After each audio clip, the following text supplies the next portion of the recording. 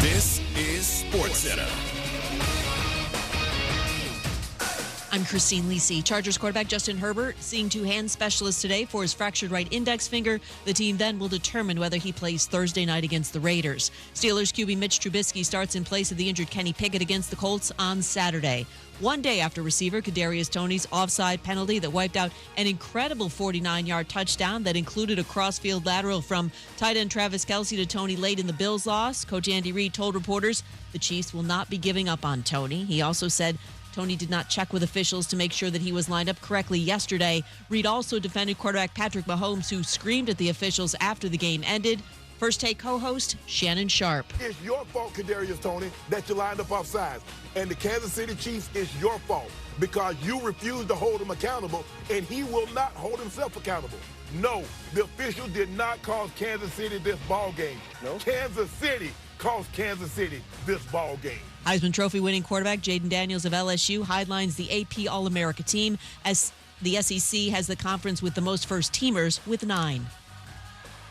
Home, auto, prized sports memorabilia, whatever you need to protect, Geico can help get you covered. And with the award-winning Geico mobile app, you can get 24/7 claim support and on-the-go policy access. It's easy to Geico. Go to geico.com today. Matt Moscona. I'm very important. After further review. Say it one more time. After further review with Matt Moscona. And here we go. Live from the Mercedes-Benz of Baton Rouge Studios. Let's ride!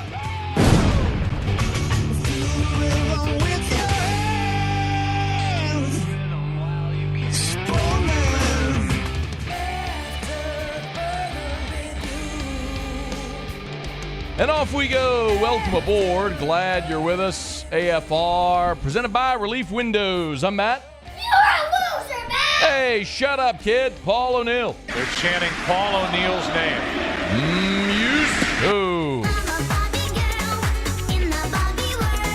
And Mr. Toby Tomplay.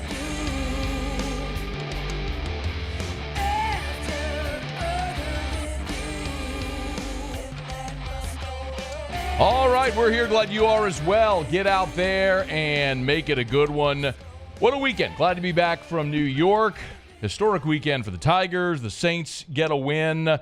Jayden Daniels skyrocketing up draft boards. Ton to do. Let us begin as we do every single day.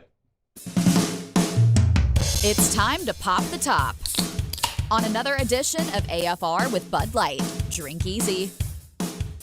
Of course, it was the biggest story in the college football world Saturday night. Here's how it sounded when history was made. It is my great pleasure to announce that the 2023 Heisman Trophy winner is Jayden Daniels from Louisiana State University.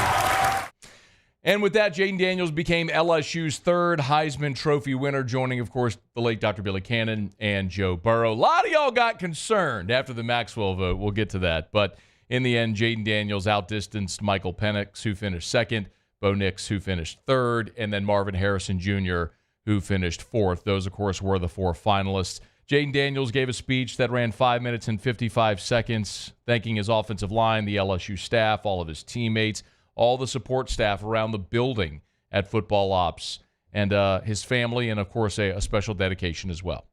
Being a college athlete and winning this award has been a dream come true. I want to dedicate this award to every boy and girl who has a dream. With faith and hard work, you never know what's possible. They said I was too skinny, so I added weight.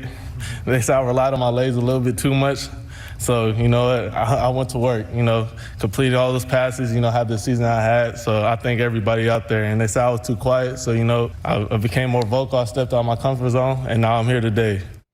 He is here as the third Heisman Trophy winner in LSU history. He is here as the 89th award winner. And he is here and immortal.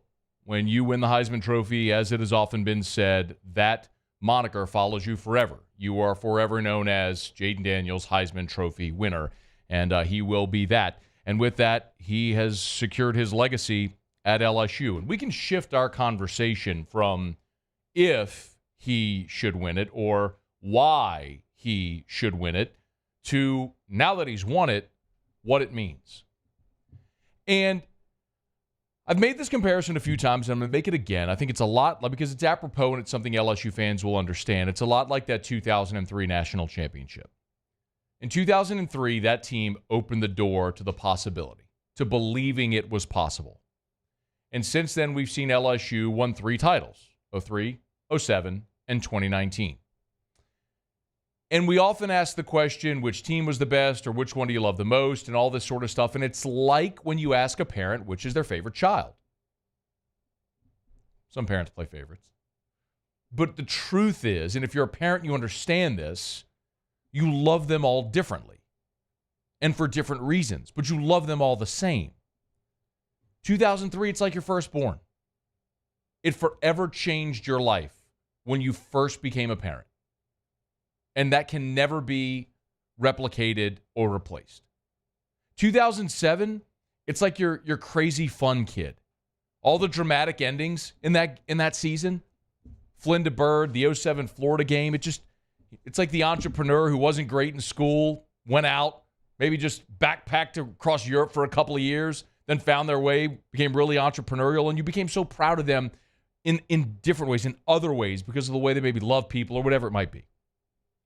2019, that's like your straight-A student, valedictorian, summa cum laude at Harvard, who became the president of the United States of America. Like, that's 2019. But you love all your kids the same for different reasons, and it's true with your Heisman Trophy winners as well. From Dr. Billy Cannon, of course, Cannon's run, the Halloween night run, one of the most famous plays, iconic plays in the history of college football. Joe Burrow for being the first in 60 years who made us believe that was possible and carried us all on that glorious ride in 2019. And Jayden Daniels, who every single time this team needed a play, he made it and generally did so in spectacular fashion. So, and also Jayden winning this so close to Joe Burrow further illustrates all the possibilities that exist when you come to LSU and play football at this program. A few thoughts. Number one, the voters got it right. And I know there were a lot of people after the Maxwell Award was announced on Friday night, and Jayden Daniels didn't win it. Boy, was I inundated. And I was up in New York, all right? But I could hear the groans from Baton Rouge, from a lot of people concerned that Jayden Daniels was not going to win the Heisman Trophy. And I said it over the weekend, and I'll repeat it here. The Maxwell often is not an indicator of who's going to win the Heisman Trophy. We see this happen so often, unfortunately. But we see Maxwell Award winners that don't win the Heisman. The last time it happened was 2018.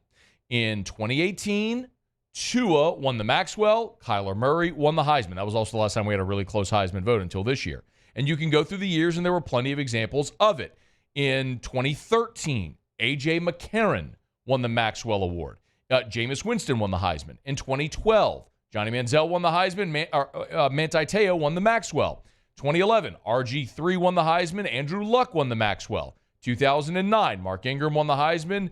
Colt McCoy won the Maxwell. 2008, Sam Bradford won the Heisman. Tim Tebow won the Maxwell. So my point, Brady Quinn, Vince Young, Eli Manning, Larry Johnson, Ken Dorsey, Drew Brees. There's a long list of players that won the Maxwell that did not win the Heisman. And one of the things that we've known now in this era of online sports betting and so many sports books is that if the odds, if a guy like Chris Hudson from Heisman Poll or from Heisman Pundit all those years could take straw polls and accurately predict the winner, you better believe that that sports books are going to be able to find out who the Heisman winner was. So a lot of you were worried. You need not be worried. As Uncle Scone tried to tell you, come sit on my lap. It's going to be fine. I'll tell you a story. It's going to be okay. And the voters ultimately did get it right with Jayden Daniels. Won by the closest margin, though, since we've seen from that Tua and Kyler Murray vote back in 2018. I also think when you see this, there's no reason to think that this will be the last. But I think you also have to learn to appreciate it as if it could be. Do you realize that, and I don't mean to give an Alabama example because this might not sit well considering the audience, but Alabama's a great historic college football program. Until Mark Ingram in 2009, they had never had a Heisman winner. Mark Ingram in 2009 was Alabama's first ever Heisman winner. They have since had 4. Ingram, Derrick Henry, Bryce Young, Devontae Smith. They've had 4 Heisman Trophy winners now. I could look at other programs. Steve Spurrier won a Heisman at Florida in 1966. It took 30 years before Danny Werfel won it in 96. And then 11 years later, Tim Tebow won it. They haven't had one since 2007. So could it be a situation where next year, a couple of years, there's another? Sure. Could it be a decade plus? Yes, which is why you appreciate it. I absolutely believe this helps in recruiting. If you were listening to our show on Friday, we had Justin Vincent with us, of course, former LSU great, now works for the Tiger Athletic Foundation, was on Ed Ogeron's support staff, who talked very openly about every time they had a recruit on campus. They'd open up those trophy cases and make them hold the award. So you better believe you can have a Heisman, a quarterback, a running back, a receiver on campus. You let them hold that Heisman trophy and think this could be yours. Actually, instead of saying, come be the first to win it in a long time, you can say, look, you can come here and win it. Look at what Joe did. Look at what Jayden has done. So, look, Bryce Underwood's going to make his announcement on January 6th. He's the number 1 player in the country for 2025, a quarterback out of Michigan. I'm not saying this is the reason he'll pick LSU, but if he does, this won't hurt. And it is fair to say when we all in time look back at this season, we will look back at this season with a giant what if. And that's fair. This is a 9-3 team that had the Heisman Trophy winner, a prolific, historic offense,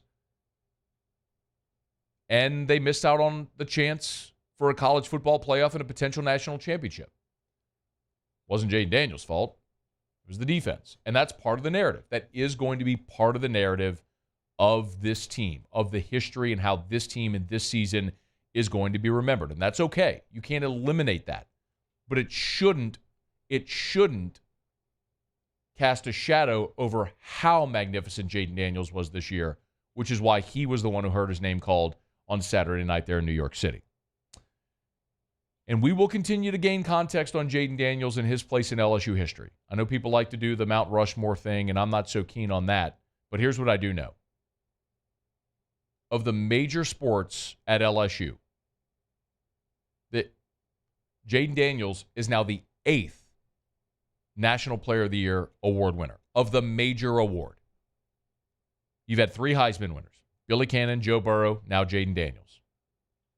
In basketball, you've had 2 National Players of the Year. Pete Maravich, Shaquille O'Neal. Baseball, you've had 2 Golden Spikes Award winners. Ben McDonald, now Dylan Cruz. And in women's basketball, you've had 1 National Player of the Year, Simone Augustus. 8.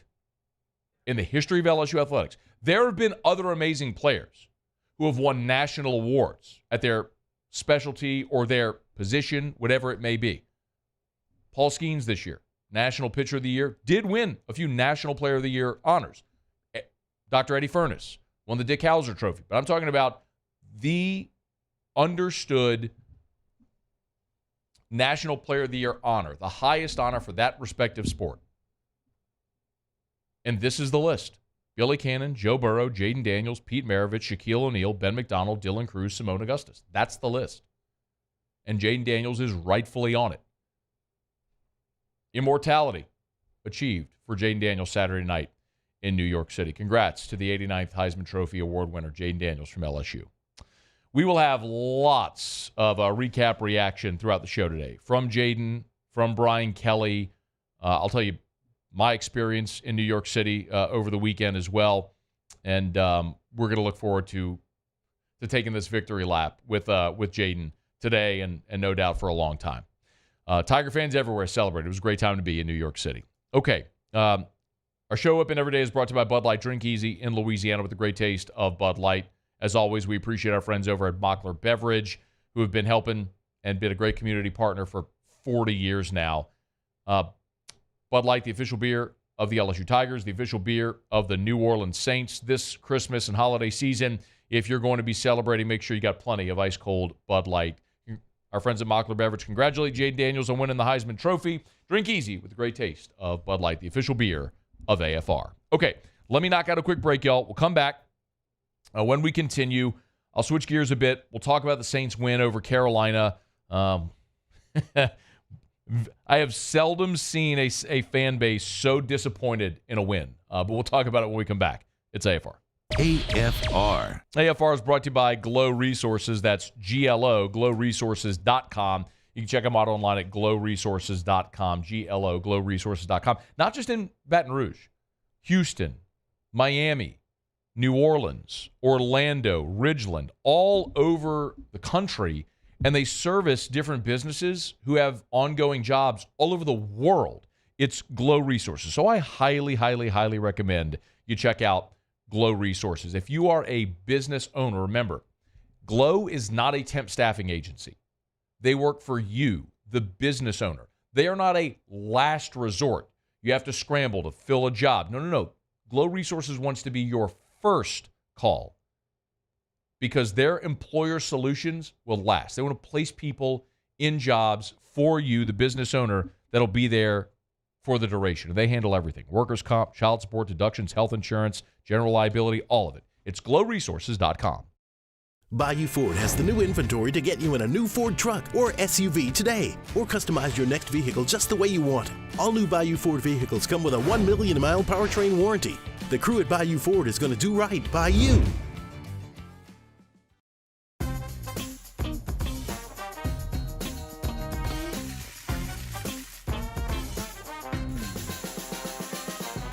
The best kept secret in town is out. Discover Tallulah at the Renaissance Hotel on Bluebonnet.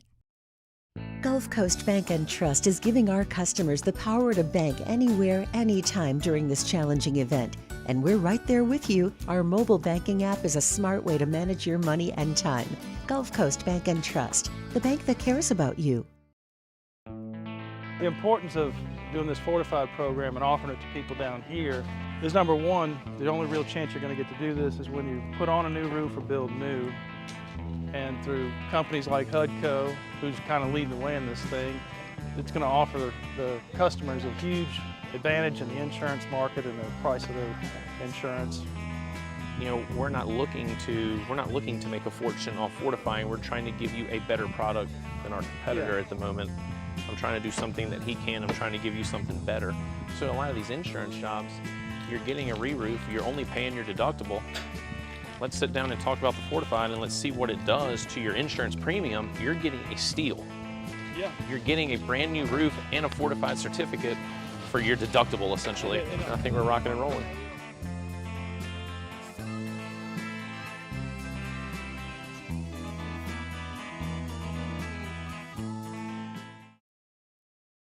At Relief Windows, we're more than windows. We're windows, doors, hardy plank, and vinyl siding. But our #1 product is always customer satisfaction. Visit us online at reliefwindows.com.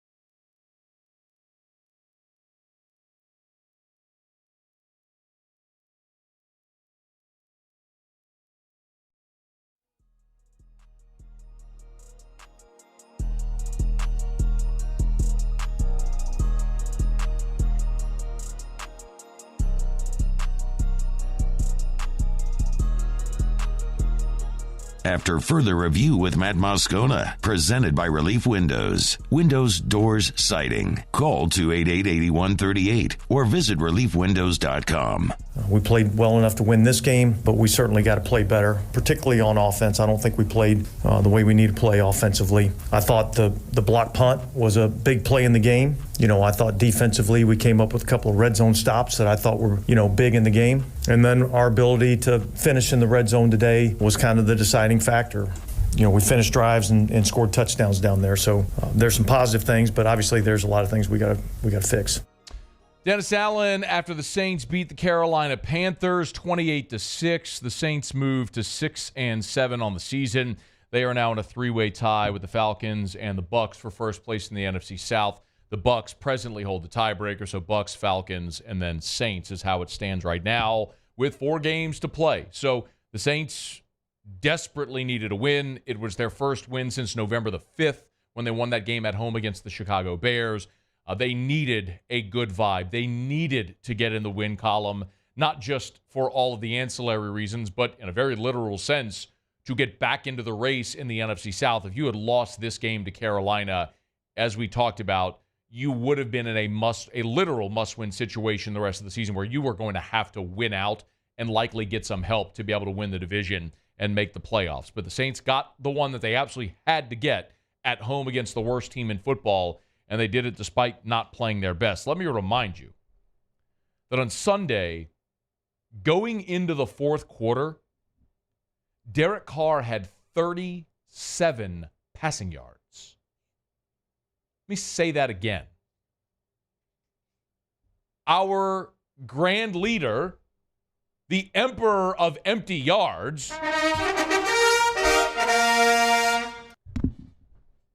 couldn't even manage the empty yards. He had 37 yards passing going in the fourth quarter.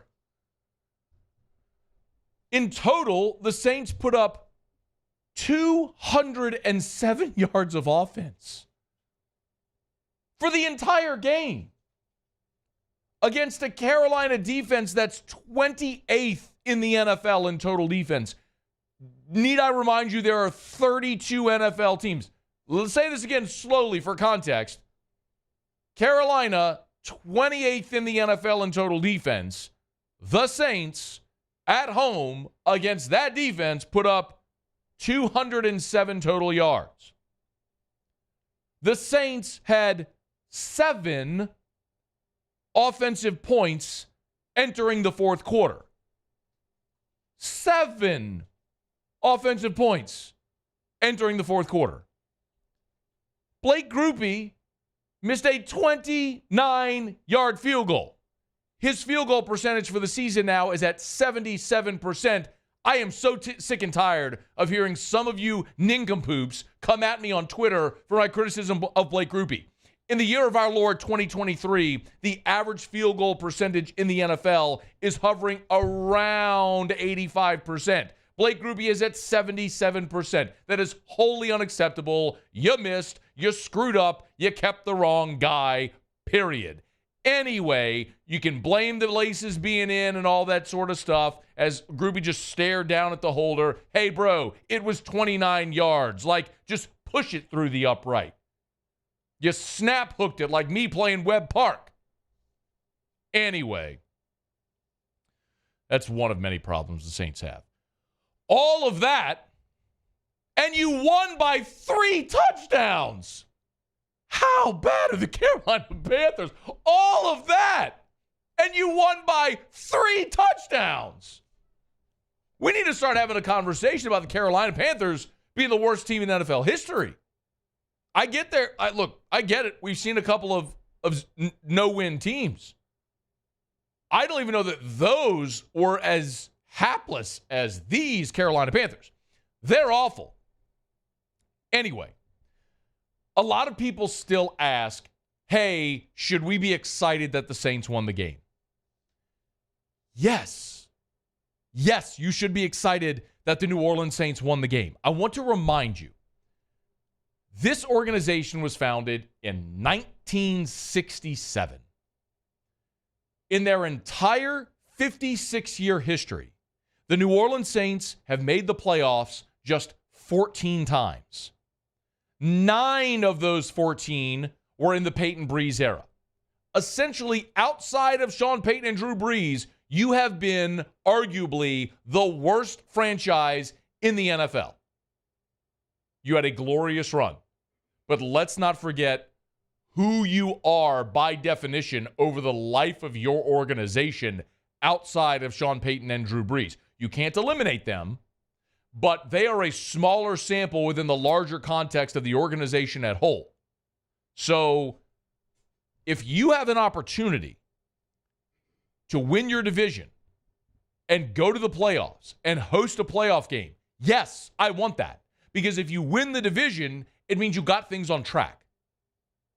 If you win the division, it means you found a way to string together wins instead of doing what bad teams do, which is 2 steps forward, 1 step back, 1 step forward, 2 steps back. Look at the Saints this year. We've done this exercise before. After winning your first 2 games, you went loss, loss, win, loss, loss, win, win, loss, loss, loss, win. That's what bad teams do. You don't string together wins. So for the Saints to make the playoffs, they would have to string together wins. And yes, I want that. I want Derek Carr to figure it out. I want Dennis Allen to somehow find and unlock a switch that's going to work and make this team rally around him and then play better. Yes, I want that. I watched the New Orleans Saints as the defending champion go to Seattle and play a 7-9 division champion and get beast-quaked. Do I want the Saints to host a playoff game and have an opportunity to beat Dallas or Philly in the Dome? You're damn right I do. Yes. It's a good thing the New Orleans Saints won the game. I can't believe I even have to say that. Now, I understand your point of view because I don't think what I just described is going to happen. I don't think the Saints are going to figure it out and go string together 4 straight wins and make the playoffs. I think over their final 4 games, they're going to go 2-2. I think they got a good shot to beat the Giants. They probably lose to the Rams and the Bucs on the road. And then maybe they come home, feel themselves a little bit, and with nothing to play for, beat Atlanta in the final weekend. And I think that's probably how it goes. And they finish, as a 8-9 football team. And they lose the tiebreaker and don't win the division. That's probably how I think it's going to happen. But am I excited that they won? Yes. Because I would always rather you be playing for something than for nothing. Can they fix the offense? That's a big question. No, they can't. No, they can't. Would I like to see them do it? Yes. Do I think they will? No. Right now, you are 13th in the NFL in total offense. You are 14th in passing offense. You are 20th in rushing offense. Scoring, you're 15th. You are a hodgepodge of average in everything offensively, and you just faced one of the worst defenses in the league and managed 207 yards of total offense. They are bad. They are dysfunctional. The offensive line can't block. Derek Carr is yelling at offensive linemen. They are yelling back and threatening to fight. You have injuries on the offensive side of the ball as well. You have an offensive coordinator that's in way over his skis. We know all of this at this point. If there is something that would suggest maybe they can figure some stuff out, your 4 remaining games, their combined record is 22-29. The Giants are coming in this week. They're 4-8. And by the way, that's the best defense you're going to face the rest of the way. That's the worst defense you're going to face the rest of the way. They allow 24 points a game. 4-8. They allow 24 points a game. You get that game at home. The Rams, Bucs, and Falcons are all 6-7. You don't play another team above 500. And all of them defensively are about the same. The Rams allow 22 points a game. The Bucs and Falcons, literally, the Bucs 20.8 points a game. The Falcons 20.7 points a game. The Saints allow 20.1 points per game. So Bucs, Saints, Falcons, all 6-7. They're all basically identical. I mean, you put them into a bucket, into a box. You shake it up. You just throw them out on the table. And but for the team colors, you wouldn't be able to tell them apart. They're almost indiscernible how similar they are. So the Saints get Atlanta at home. They got to go to Tampa. They get the Giants at home. They got to go to the Rams. Play out this string, see how it goes. I do not think they're going to figure it out. And we are very likely going to be looking more toward an offseason of what is it going to take to get it right. Hopefully, if they do stumble, that'll mean coaching changes from the top on down and likely a change at quarterback. Or hopefully, I should say, a change at quarterback. I don't know if that's likely. But in a vacuum, on a given Sunday, I'm always going to cheer for my team to win unless there's one exception. Unless if there is something very clearly on the line, significant on the line, by losing. The best example was in 2019 with the Jets. I guess it would have been after New Year's of 2020. The Jets. The Jets won in Week 17. It cost them the number 1 overall pick. Jacksonville got it. Jacksonville drafted Trevor Lawrence. The Jets drafted Zach Wilson. And we've seen the trajectory of the two organizations go in different directions because of that. That win hurt the Jets. The Saints aren't in that situation. The Saints aren't vying for the number 1 pick, and they're not going to be vying for the number 1 pick in a year where there's a generational, transformative type quarterback. Ultimately, if you, like I, want the Saints to draft a quarterback, and I've gone on the record with that forever, that I want the Saints to draft a quarterback in round 1. Take your shot. Maybe you hit, maybe you don't. But you can't hit if you don't make the pick. We know the Saints, like Mickey Loomis is an aggressive GM. They'll trade up. They'll use future draft capital. They trade up every draft. There's no team in the NFL that trades up more than the Saints. We saw them trade up for Chris Olave. We saw them trade up for Davenport. This is what they do. So if there's a guy you want, put together a deal, be bullish like you always are, and go get him. But don't let that dictate how you feel now when actual games are being played. Because I want my team to win. I want them to win this week against the Giants. I want them to get it together, string together wins, make the playoffs, and go beat Dallas or Philly in the wild card round of the Dome. That's what I would love to see. I don't believe it's going to happen, but that's what I'm rooting for. So if you're sitting there on Sunday conflicted about whether or not you want your team to win, don't be. You always want your team to win. Okay, it's after further review. We're glad you're with us. We're brought to you by our friends over at Shaw Bills Tire and Auto Service, ShawBillsTire.com. Holidays are upon us. If you're going to be going over the river, through the woods to grandmother's house this Christmas, make sure you bring your vehicle over to Shaw Bills first. Squeaky brakes, Shaw Bills can help. Check engine light on, Shaw Bills can help. You need an oil change, Shaw Bills can do that as well. Tires rotated, well, if you bought your tires at Shaw Bills, that's part of the Charlie's Does It. Tire rotations, alignments, balancing, all that stuff, complimentary with the Charlie's Dozen when you buy your tires at Shaw Bills. They're going to give you the best tires on the road at the cheapest price possible, and they'll keep you coming back year after year after year because they treat you like family. With 17 locations, you can find the one nearest you at ShawBillsTire.com. ShawBillsTire.com. Shaw Bills, where we keep you rolling. All right, y'all, glad to have you hanging with us. Let me knock out a break. One of the storylines from the Saints game on Sunday was the shouting match between Derek Carr and Eric McCoy. And I don't think it's that big of a deal in the moment, but I want to ask someone who would have a much better idea. So in about 45 minutes, John Stinchcomb, former Saints great, is going to be with us. I'll ask him about that whole interaction, this offense, and what he sees. There is a new mock draft that has Jayden Daniels going number 2 overall to the New England Patriots. The author of that mock draft will be with us at the top of hour number 3. Tim Brando will be here in hour 3 as well. We got a ton to do, ton of football to talk, and glad you're hanging out with us here on this Monday edition of AFR. Stick around. AFR. You got a double helping of Monday Night Football tonight. Oh, my goodness. I can barely wait for Otter Locks later today. Otter was in fuego yesterday. Give me a ding, Use. We should probably give him that ding 5 times over because the Otter was 5-0 yesterday on his picks. And today, doubleheader of Monday Night Football. Green Bay and the Giants. Tennessee against Miami. My goodness, there is no better place to watch than at Pluckers. You can have both games on in spectacular high definition while drinking ice-cold golden goodness and eating award-winning jumbo chicken wings. Did I mention that today and every Monday at Pluckers is all-you-can-eat wings? So, you get off of work. You go to Pluckers. You order wings. You stay there. You watch not 1 but 2 Monday Night Football games and everything else on sports. And you have all-you-can-eat wings for one low price while drinking amazing ice-cold draft beer. It's Pluckers.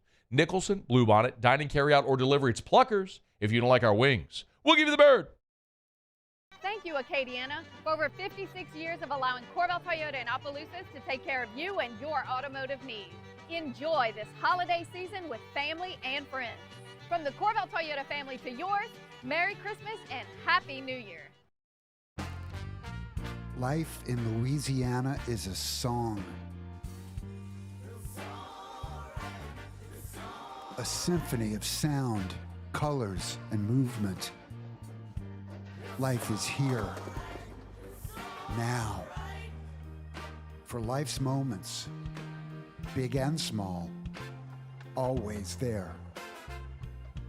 The right card, the right care. Electricity is all around us, and our families depend on it. Every day is sparked by the power of a cold drink or a warm meal, a movie night, and a comforting light at the end of a dark hallway. From sunrise to sunset, playtime to bedtime, our team is ready to take care of your electrical needs.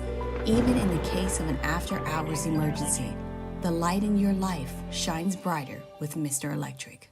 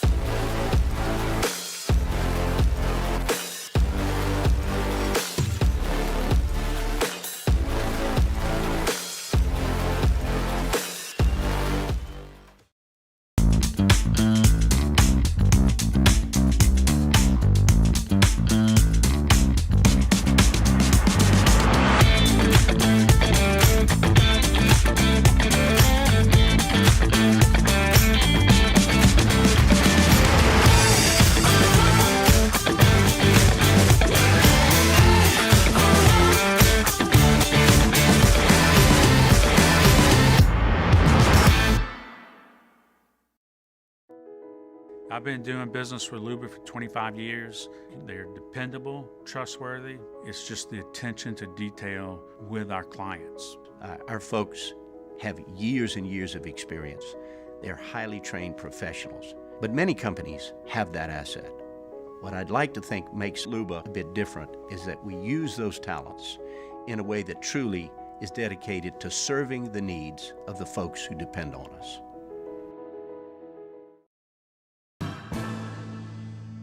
His name was King. He had a horse along the countryside.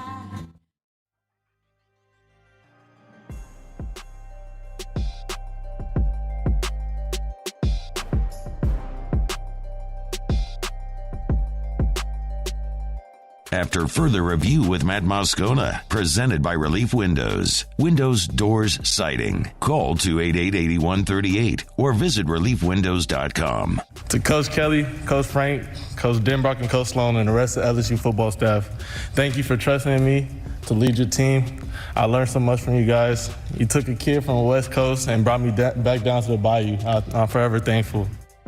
Jayden Daniels, part of his Heisman speech on Saturday night. Brian Kelly, for the first time in his career, coaches a Heisman winner. Of course, he did have Manti Te'o as a Heisman finalist back in 2012, who finished runner-up to Johnny Manziel. But I think even by Brian Kelly's own admission, as he said on the record, didn't think that Manti Te'o was going to win it because a defensive player isn't, I don't think, a realistic threat to win the Heisman Trophy. Although we have seen several finish runner-up, and Ndamukong Suh was a runner-up recently. Aiden Hutchinson from Michigan was a Heisman Trophy runner-up. But Brian Kelly, who's been a head coach for more than 30 years, gets his first Heisman Trophy winner. So these things are historic and should never, ever be overlooked. For what it's worth, Brian Kelly was asked what this does specifically for not only for recruiting, but recruiting quarterbacks specifically. You look at it in a couple of ways. Both quarterbacks were, in an offense that allowed them to utilize their talents, but also to develop the talents around them. Outstanding receivers, so others benefit from this as well. It's not just singularly the Heisman Trophy winner, but this was a prolific offense as well. So I think what it says is that, the Heisman Trophy winner obviously is one thing, but it's also going to put you in a position to play in an offense that is going to highlight your skills as well. So I think it helps us from so many different facets, not only the individual trophy, but from, an offensive structure as well.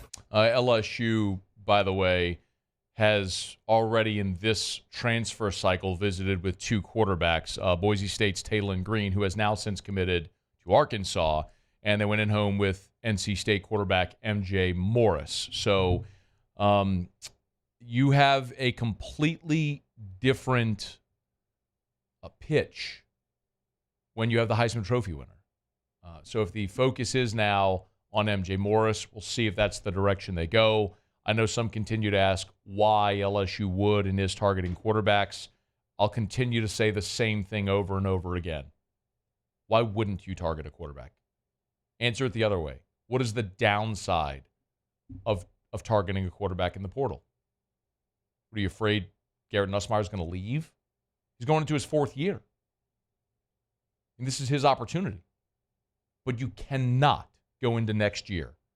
A turned ankle, a sickness, a cheap shot from Dallas Turner in the concussion protocol away from redshirt freshman Ricky Collins holding the season in his hands. Not when you have a tool like the transfer portal available to you.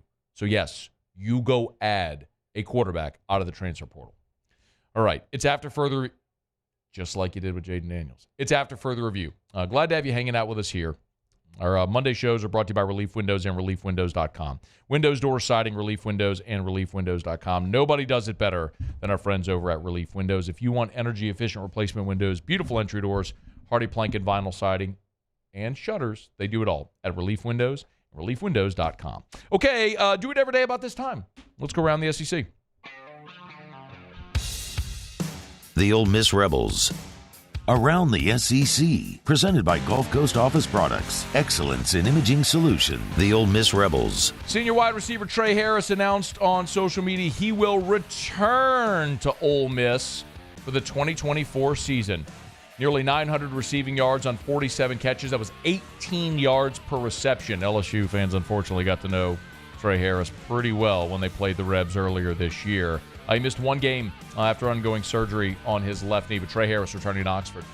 The Auburn Tigers. Auburn's getting defensive back and punt returner Keontae Scott back for another season. Sorry about that, Jesse. For 2024. He was invited to the Senior Bowl, but says instead he's headed back to the Plains, played in 9 of 12 games this year. He missed 3 games with an ankle sprain. The Florida Gators. Florida expected to hire Will Harris, not that Will Harris, to the program's vacant defensive backs coaching position. Harris is currently with the Los Angeles Chargers. He's expected to join Florida's program later this week. He was at Georgia Southern a couple of seasons ago. Before that, he was at the University of Washington. The Mississippi State Bulldogs. Coach Jeff Levy made a big splash on the recruiting trail Sunday. He nabbed quarterback Michael Van Buren there to Starkville. He's a 6-foot, 190-pounder, the number 4 pocket passer in the country. He's out of Baltimore. Also, Mississippi State has added Baylor transfer Blake Shapen to Starkville. The Arkansas Razorbacks. Arkansas we mentioned a bit ago, has landed its transfer quarterback. Boise State starter Talon Green is headed to Northwest Arkansas. Green will have 2 years of eligibility remaining. Considered Cal, LSU, Baylor, Miami, and Michigan State. KJ Jefferson, by the way, is still yet to announce his intentions for next season. The Missouri Tigers. Running back Marcus Carroll is transferring from Georgia State to Mizzou. He'll replace first-team All-SEC running back super senior Cody Schrader. For what it's worth, Carroll was 6th in the NCAA this year with 1,350 rushing yards. The Alabama Crimson Tide. 5-star wide receiver Ryan Williams is reclassifying into the 2024 class. He will sign in February, so he will play for the Crimson Tide next year. He was the number 3 overall prospect in the 2025 class. 6'1", 175-pounder, the third 5-star for Alabama in this cycle. And that's an offense that threw for just 228 yards per game, which was 9th in the SEC and 60th in the FBS. Okay, there you have it. That is Around the SEC, presented by Gulf Coast Office Products. Shout out to our guy, Trey Beal, and our friends, Gulf Coast Office Products online, GCOPnet.com, GCOPnet.com for Gulf Coast Office Products. Face-to-face sales, service after the sale. That's what you get at Gulf Coast Office Products, GCOPnet.com. All right, y'all, it is after further review. We're glad you're hanging out with us here. We'll knock out a break and wrap up hour number 1. Speaking of all the transfer portal news, LSU is hosting wide receiver Xavier Thomas today on a visit on campus. So they're very clearly targeting the Mississippi State transfer receiver to join this class. And I do want to talk after the top of the hour, so about 15 minutes from now. So if you have to leave, come back. I want to talk about what LSU may do at receiver, because there's one player who we're all assuming is leaving who might have a decision to make. And I want to delve into some of that when we come back after the top of the hour. Let me knock out a break here. We'll come back, wrap up hour number 1 next. Don't you move. It's AFR. AFR. Get Gordon and get it done. Gordon McKernan, Injury Attorneys. Man, I'm really excited. So the opportunity to enter for the Gordon Gibbs bike giveaway, that is closed.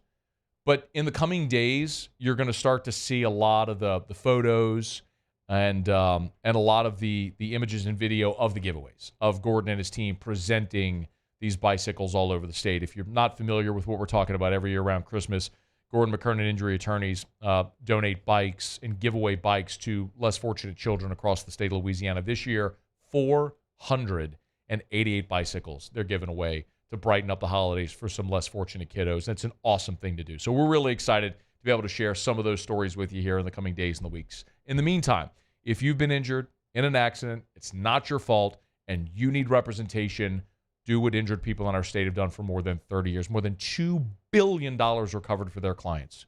Go to getgordon.com. Get Gordon and get it done. I'm Chris Nakamoto, and here's what I'm working on for my stories on WBRZ Channel 2 tonight. A longtime employee at the St. Gabriel Police Department is suing the town and the chief, saying he was terminated for being a whistleblower. The whistleblower says he provided the FBI and sheriff's deputies with pictures of personal property that Chief Ambo had taken from a drug arrest. Last month, St. Gabriel Police Chief Kevin Ambo was indicted for malfeasance, theft, and other felonies involving a different situation. I'm Chris Nakamoto from WBRZ. Watch more tonight on WBRZ Channel 2. Bayou Chrysler Dodge Jeep Ram has $20,000 off MSRP on new 23 Ram 1500 trucks. $20,000 off plus no payments for 90 days on new 23 Ram 1500 trucks. All with Bayou's 1 million mile warranty. The crew at Bayou Automotive is going to do right by you.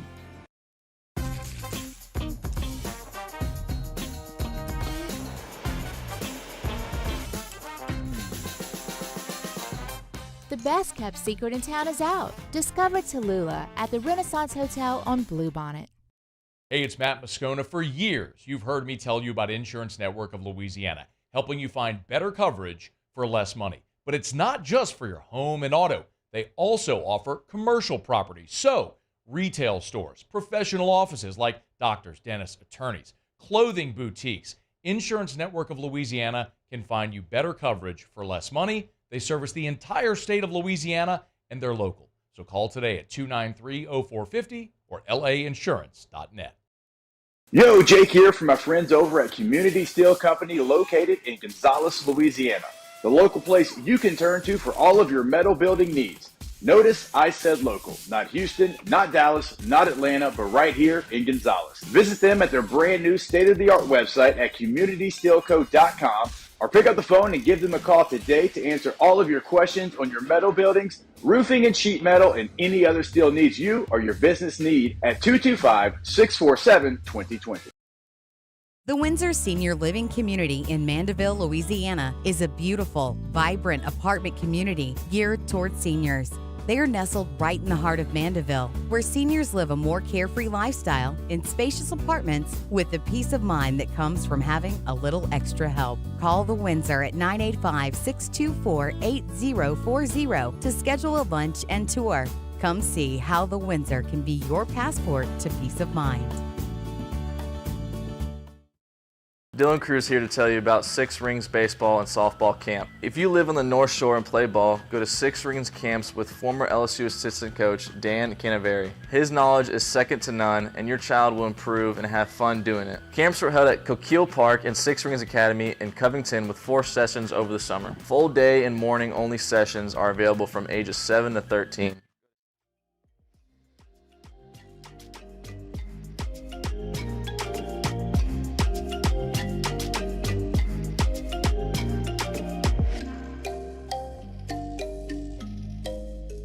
After further review with Matt Moscona, presented by Relief Windows. Windows, doors, siding. Call 288-8138 or visit reliefwindows.com. Remember, you can always text the show on the 225-396-4400, 396-4400. Lots of texts coming in. I do want to get to my some recap reaction tidbits from the weekend in New York City. One quick women's basketball note, and it's odd to say that. I mean, the men got blown out this weekend by Kansas State. Nobody really cares. That's just the nature of apathy that sets in around here when you are in such a highly competitive market where so many programs are winning at the highest level. You just had a Heisman Trophy winner, baseball, women's basketball coming off of national championships. People are very excited looking ahead to spring sports, as you might imagine, and you continue to get blown out. It's going to be hard to set a hook with anyone outside of your core, your base that are going to be there no matter what. So that's what Matt McMahon and this team is fighting right now, and they got an uphill climb. But Kateri Poole is no longer with the LSU women's basketball team. Kim Mulkey made that announcement over the weekend after the game. LSU beat ULL on Sunday. It was a tie ball game at half, and LSU ran away from hit in the second half, won by 30. But Kateri Poole, afterwards, Kim Mulkey announced that Kateri Poole is no longer with the program. And Kateri Poole did on her Instagram post a picture of her holding the national championship trophy with the description, "Thank you, Tiger Nation." So sort of her farewell. Poole was a starter on the national championship team a year ago. She had been, as Kim Mulkey said, not with the program. Same time Angel Reese was. Reese returned. Poole didn't. Now she's no longer with the team. Poole had transferred in from Ohio State. Again, started a year ago and now is no longer with the LSU women's basketball team. But, again, was part of a national championship here, the first. But another player down for LSU is Samaya Smith, as you all know, she tore her ACL in the Caymans.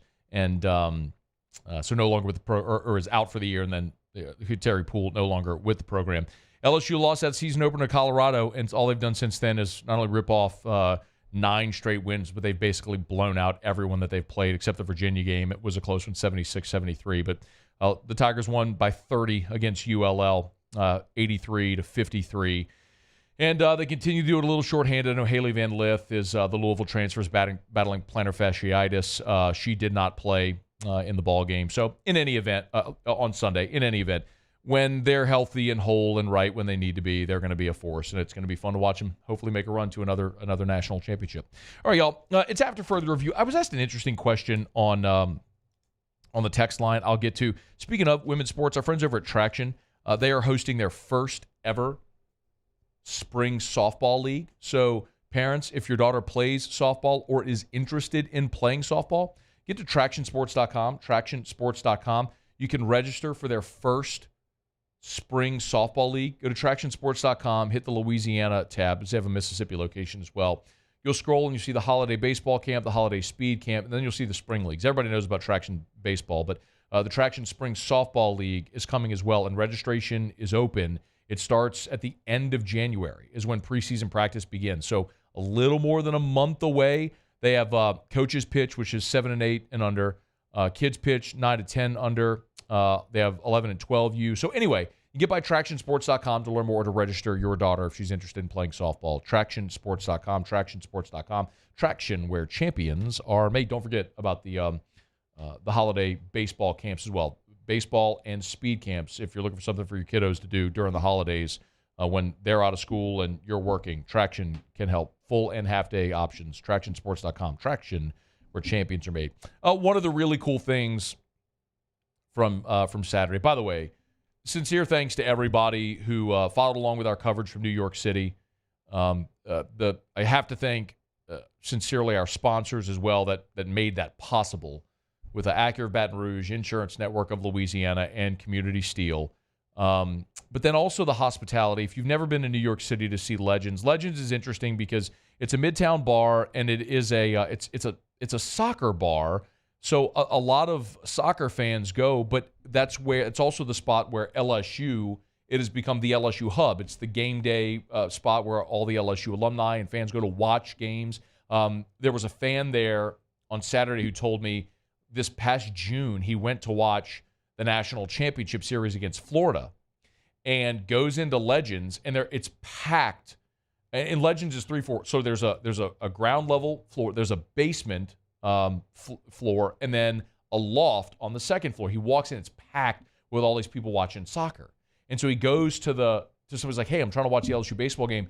They escorted him out of the building to a side entrance upstairs to the loft, where they had the loft reserved just for LSU fans to watch baseball in Midtown Manhattan. I mean, Legends is just, it's awesome. If you've never been, they were so courteous to us and rolled out the red carpet to make our broadcast possible. So many thanks to them also. being in New York for this Heisman ceremony was interesting. By the way, real quick, this was the can we play this? This was the announcement when at Legends. If you're watching, you'll see it. If you're listening, you'll hear it when Jayden was announced.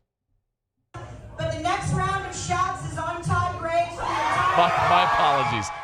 That's the wrong video. That's the one. So they came on the loudspeaker. Did you hear that? They came on the loudspeaker after Jayden had won and announced that Todd Graves had bought shots for the whole bar. Man of the people. Man of the people right there. He was going to make sure the party kept going all night long. This was here you go. This was the announcement of Jayden as the Heisman Trophy winner. It is my great pleasure to announce that the 2023 Heisman Trophy winner is Jayden Daniels. I mean, it was like a game watch. They had shakers and pom-poms and buttons and everything. Sally Steele and the Alumni Association did an awesome job. And there were several hundred people at Legends for this.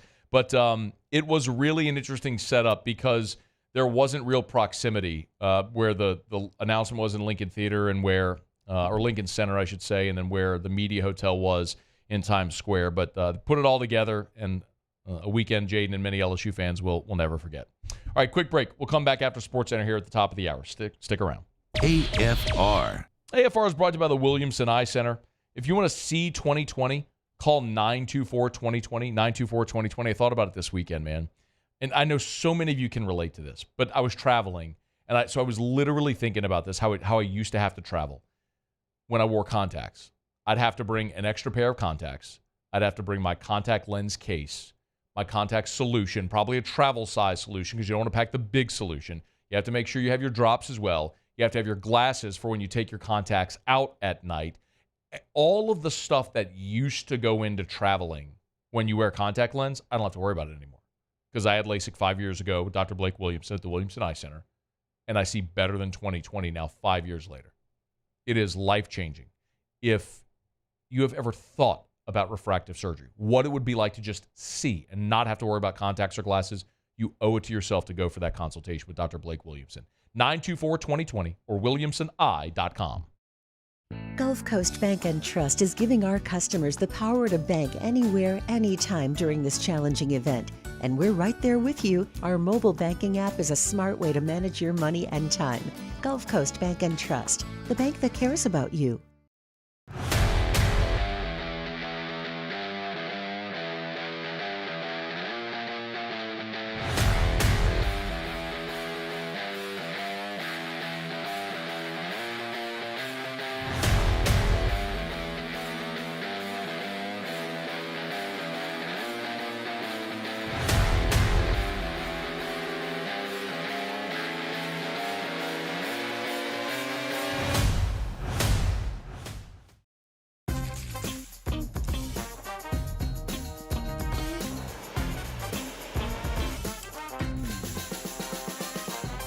The best kept secret in town is out. Discover Tallulah at the Renaissance Hotel on Bluebonnet.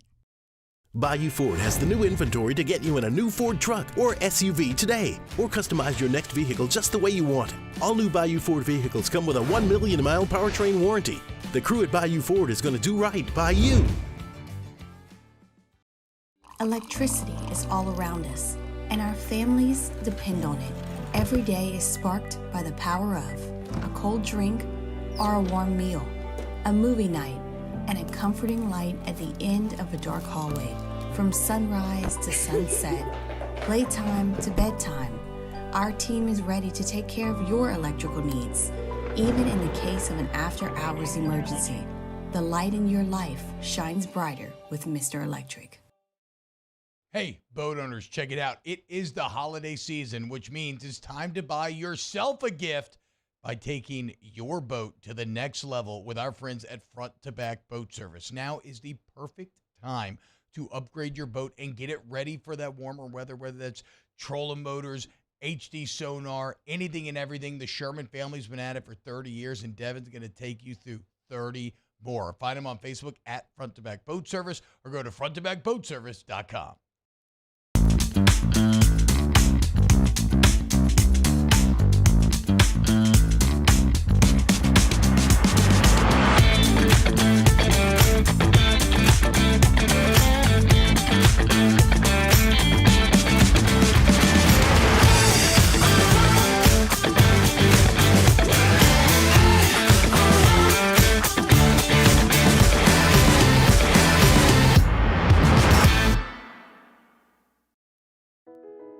I've been doing business with Luba for 25 years. They're dependable, trustworthy. It's just the attention to detail with our clients. Our folks have years and years of experience. They're highly trained professionals, but many companies have that asset.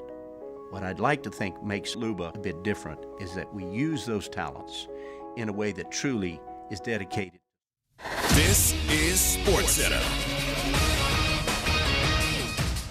I'm Christine Lisi. Chargers quarterback Justin Herbert seeing two-hand specialists today for his fractured right index finger. Then the team will make a decision on his status Thursday night against the Raiders. Steelers start Mitchell Trubisky at quarterback in place of the injured Kenny Pickett Saturday at Indianapolis. Kadarius Toney's offside penalty that cost the Chiefs an incredible 49-yard touchdown that featured a perfect crossfield lateral from tight end Travis Kelce to Toney does not mean Kansas City's giving up on the receiver, according to Coach Andy Reid.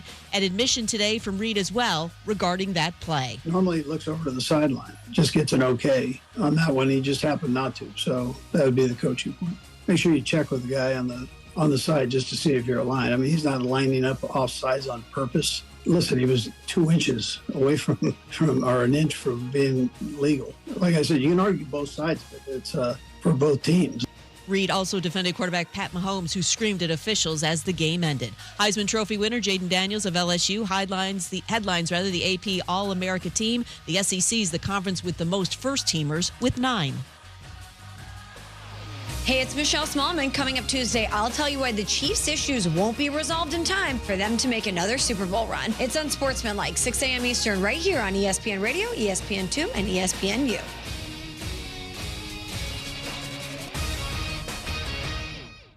Matt Moscona. I'm very important. After further review. Say it one more time. After further review with Matt Moscona. And here we go. Live from the Mercedes-Benz of Baton Rouge Studios. That's right.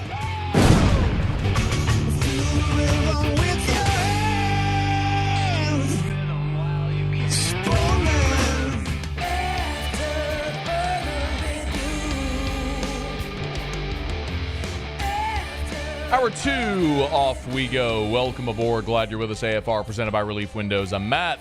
This is Shaq O'Neal, and I hate Matt. Paul O'Neal. They're chanting Paul O'Neal's name. You so. And Mr. Toby Tumplay.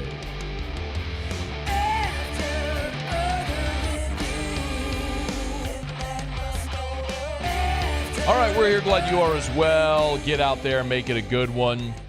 The Saints won on Sunday, but part of that win included a pretty ugly scene with Derek Carr and Eric McCoy. If you were watching the game, it was in the third quarter. Saints offense was struggling. It was a 14-6 ball game at the time. Sharif Ishak, our friend, has a really good video on Twitter. If you're watching us here, you'll see the video interaction there. Derek Carr gets sacked.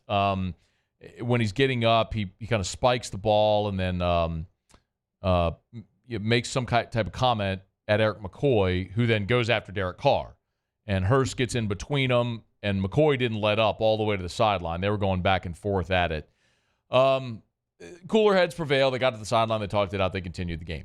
And both have talked about it since. But I wanted the perspective of someone who's been in situations like that. So John Stinchcomb is going to be with us in 12 minutes, former Saint offensive lineman, just to make sense of that whole situation as it unfolded. It makes a lot of sense. I mean, it's a football game. You have people sweating and leaning on each other and beating each other, and it's intense and competitive. And yeah, frustrations mount and people yell.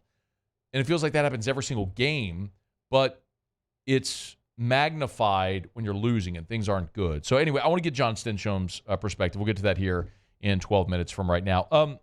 I got a text in the show. You can always text us, 225-396-4400, 396-4400. Brett Bergeron said, Matt, is your worst nightmare with the Saints that they make the playoffs by winning the division and the front office doesn't make changes with this staff because they think they are improving? No, that's not my worst nightmare. Because if you make the playoffs, you're going to have to go on a run over the next month. Like the status quo of what you've been doing, win one, lose two sort of thing. You're not going to make the playoffs. So if you make the playoffs, you're going to have to go on a run. So if they win 4 of 5 to finish the season, make the playoffs, win a playoff game at home, maybe, like, that's good. That's an objectively good thing. Now, I get it. Our goal, everyone's goal, should be win championships. And I've told you my feeling on it. I don't think Derek Carr is ever going to do it. I don't think Dennis Allen's ever going to do it. But I've been wrong before. I hope they prove me. I want to be wrong. I want the Saints to go to the playoffs and win. I mean, you can't win if you don't get in the tournament. And yeah, this team's got tons of flaws. It's still a professional football team, and if they get healthy, you can make a run. But you can't do it if you don't get there. So, yeah, I want to see them get there. And if they don't, there will be consequences. And that's what I suspect will happen. But I would love to see the Saints get hot, win a bunch of games, go to the playoffs, beat Dallas or Philly, whoever's going to be the first wild card, and advance. I would love to see that happen. Okay, it's after further review. We're glad you're hanging out with us here. After Jayden Daniels won the Heisman, he was asked about, can you play this music? It's number 12. He was asked if winning the Heisman impacted his decision whether or not he was going to play in the bowl game. Does this impact your decision to maybe play one more game at LSU? Answer your second question. We'll see. I'm trying to enjoy this moment right now. And Brian Kelly, sorry, I thought Brian Kelly was asked about it as well. He wasn't. I've said I don't know what Jayden's going to do. My guess, and I'll be very clear, underlined, bold, bright light flashing guess. I do not know what Jayden Daniels is going to do. My guess is that he does not play in the bowl game. He goes home to California. He works out with his quarterback's coach and prepares for the Senior Bowl. Then he goes to the Senior Bowl and the Combine, aces the interviews and the medical and all that stuff, and becomes a top 10 pick. That's what I think is going to happen. I would selfishly would love to see Jayden Daniels play in the bowl game. Love to see him go run it back one more time in the purple and the gold. Remember, bowl stats count toward your statistics. So Jayden Daniels goes and puts out another monster game. What do those final totals look like in 13 games as opposed to 12? Again, that may not matter a lick, or what I should say actually is the opportunity to go get ready for what everyone describes as the biggest job interview of your life matters more than that. And I get it. And I would totally understand if Jayden Daniels did not play in the bowl game. And I don't suspect he will. I am going to be more interested as this week goes along to see a lot of the decisions that are made. And I do suspect now the evaluations for the team are over. The Heisman is in the rearview mirror. And the Tigers are beginning now their bowl prep. That now is when we're going to start getting a lot of these announcements like today and this week on who else is entering the portal, who's returning for a senior season, who's going into the draft. One of the portal players LSU is hosting today on Monday is Xavier Thomas. We've talked about him. Xavier Thomas went to John Ehret, New Orleans, did not have an LSU offer out of high school, went to Mississippi State. He's been there for 2 years. He had a really nice season this year, 40 catches for 503 yards. Keep in mind, that was an atrocious passing offense. Mississippi State was 13th in the SEC out of 14 in passing offense this year, and still Thomas had 40 catches for 503 yards. Of course, Ra Thomas was at Mississippi State, transferred to Georgia, so it opened the door for a number one, and Xavier Thomas played really well. Not only is he a really good pass catcher, he's also a punt returner. So yes, LSU has identified him as a top-tier guy, and they'd love to get him here. Also has interest from Auburn, Arkansas, and Oregon. So we'll see what ultimately he elects to do with his decision. LSU's made it a priority. We'll see if they're able to get him. And I've been very clear. I think LSU should add a portal wide receiver because we're all assuming Neighbors, Thomas are going pro, and Kyron Lacey is the decision. Does Kyron Lacey come back or not? If Kyron Lacey doesn't, then the only two receivers on your team with catch are Chris Hilton and Aaron Anderson, who have combined for 39 career catches. Xavier Thomas had 40 last year at Mississippi State. So his production this past year at Mississippi State would be more than the collective returning production of all of your receivers if you don't return any of Neighbors, Thomas, and Lacey. We focus so much on Kyron Lacey and his decision, assuming that Neighbors and Thomas are gone. But I want to present something that Brian Thomas might at least be considering. Don't laugh me out the building. I just want to throw it out there, okay? Because when people ask consistently how NIL might change people's minds, this is something to consider, okay? What if Brian Thomas stays? Hear me out. By the way, I think Brian Thomas is going to be a first-round pick, and if he is, he should go. But consider this, okay? Mel Kiper ranks Brian Thomas as the 6th best receiver in this draft, in a very deep receiver draft. Last year, the 6th receiver taken was Jayden Reed, who went in round 2, 50th overall. We always say, oh, he's a first-round pick. Even if someone has a first-round grade, it doesn't mean they're going to go in round 1. There has to be a team that wants a receiver picking at that spot, that likes the player, that chooses that player over another player at that position. There have been plenty of great players who fell out of round 1. So what if Brian Thomas is in that situation? For what it's worth, Jayden Reed last year, the 6th receiver taken, went 50th overall to Green Bay and signed a 4-year, $7.1 million contract with a $4 million signing bonus. What if Brian Thomas comes back and becomes a top 15 pick in the draft? Basically does what Malik Neighbors did and becomes a top 10 pick projected in the draft. I have seen Brian Thomas mocked as high as 32nd. I'm sure there are probably some others that maybe have him higher, but let's assume that he does go 32nd in the draft. End of round 1.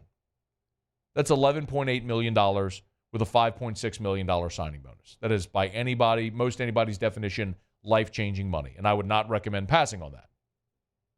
But what if you could get a handsome NIL payday, come back for another year, be the number 1 guy, the beneficiary of all the targets, have a season like Malik did, and be the number 1 receiver in next year's draft, and be a top 10 pick with a contract north of $20 million? Would it be worth it? That's the kind of conversation or decision, I think, that Brian Thomas has to make. And it may be a really easy one. He may just be ready to go. He knows he's got a 7-figure payday coming his way in a few months, and that may be it, and I wouldn't blame him one iota. But it is at least something worth considering as people ask, in the NIL era, how might things change? How might players' decisions change? Well, this is an example of how it might. Could Brian Thomas come back to school, make a bunch of money to come back and play one more year, and in so doing, elevate his draft stock, bet on himself to potentially add another $10 million to his contract next year? Just something to consider. Look, if he's a round 1 guy, he's a surefire round 1 guy, I think you go. I think we would all understand it. But it's going to be interesting to watch to see if that does alter those decisions. But listen, if you have Kyron Lacey back, and regardless of what happens with Thomas, if it's Lacey, Hilton, Anderson, Sampson, Brown, Parker, Preon, the incoming freshman, and if you're able to add Xavion Thomas as well, if you're wondering who's going to step up, someone among that group of 10 names I just rattled off is going to step up and be awesome. I'm not worried about LSU's receiver room. And that will be a great benefit to Garrett Nussmeier next year when he takes over the reins of this offense. Okay, it's after further review. Let's file that away. Start getting a lot of those decisions this week. We'll talk more about it. All right, we'll knock out a quick break. When we come back, John Stinchcomb, former Saints offensive lineman, will join us. We're glad you're here. It's AFR. AFR. AFR is brought to you by Clegg's Nursery with 4 locations in the greater Baton Rouge area. You know where they are. Siega near Airline, LA 16 in Denham, Mid-City on Donmore, and the Garden Center on Greenwell Springs. I tell you every day to buy local and shop local. Our friends over at Clegg's Nursery, my goodness, what a great selection this time of year of everything you need to decorate for Christmas or for a Christmas gift for that green thumb on your list. Not sure what to get? Get them a Clegg's gift card. Let them pick.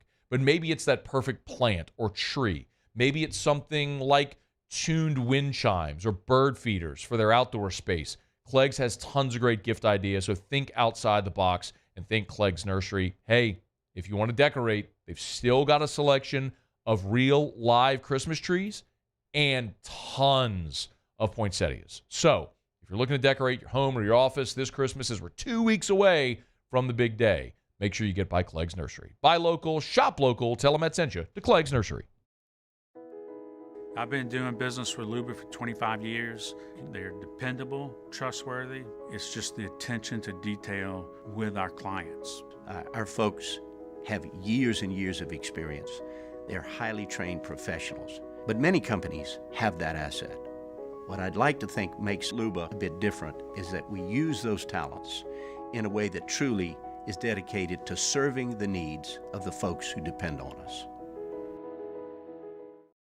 The world's leaders in obesity research, obesity medicine, and obesity science are right here. We're doing something that no one's ever done or trying to answer a question that no one's ever asked before. Pennington is a real jewel when it comes to research.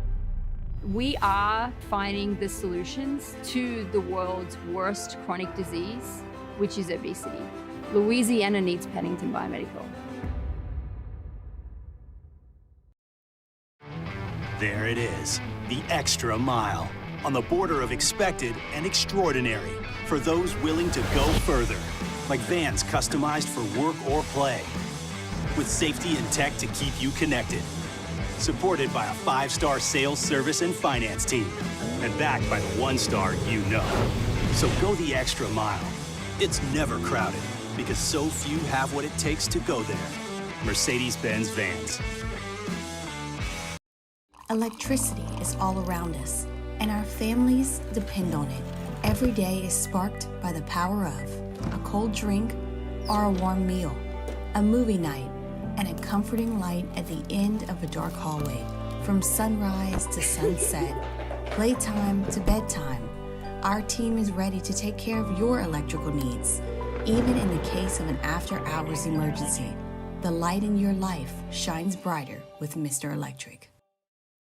Hey, boat owners, check it out. It is the holiday season, which means it's time to buy yourself a gift by taking your boat to the next level with our friends at Front to Back Boat Service. Now is the perfect time to upgrade your boat and get it ready for that warmer weather, whether that's trolling motors, HD sonar, anything and everything. The Sherman family's been at it for 30 years, and Devin's going to take you through 30 more. Find them on Facebook at Front to Back Boat Service or go to fronttobackboatservice.com.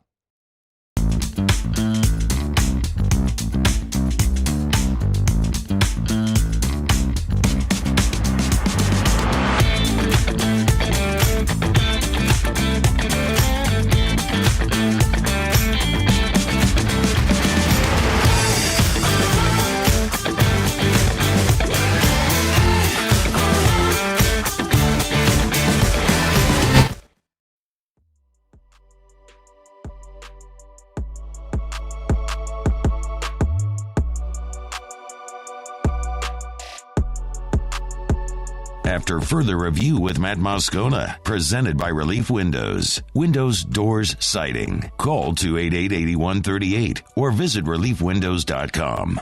I think it was just frustration. He was tired of getting hit. I was tired of him getting hit. And it was just, I lost my cool. I did. And like I said, Derek Carr, I'm sorry. We're good. I love him. He loves me.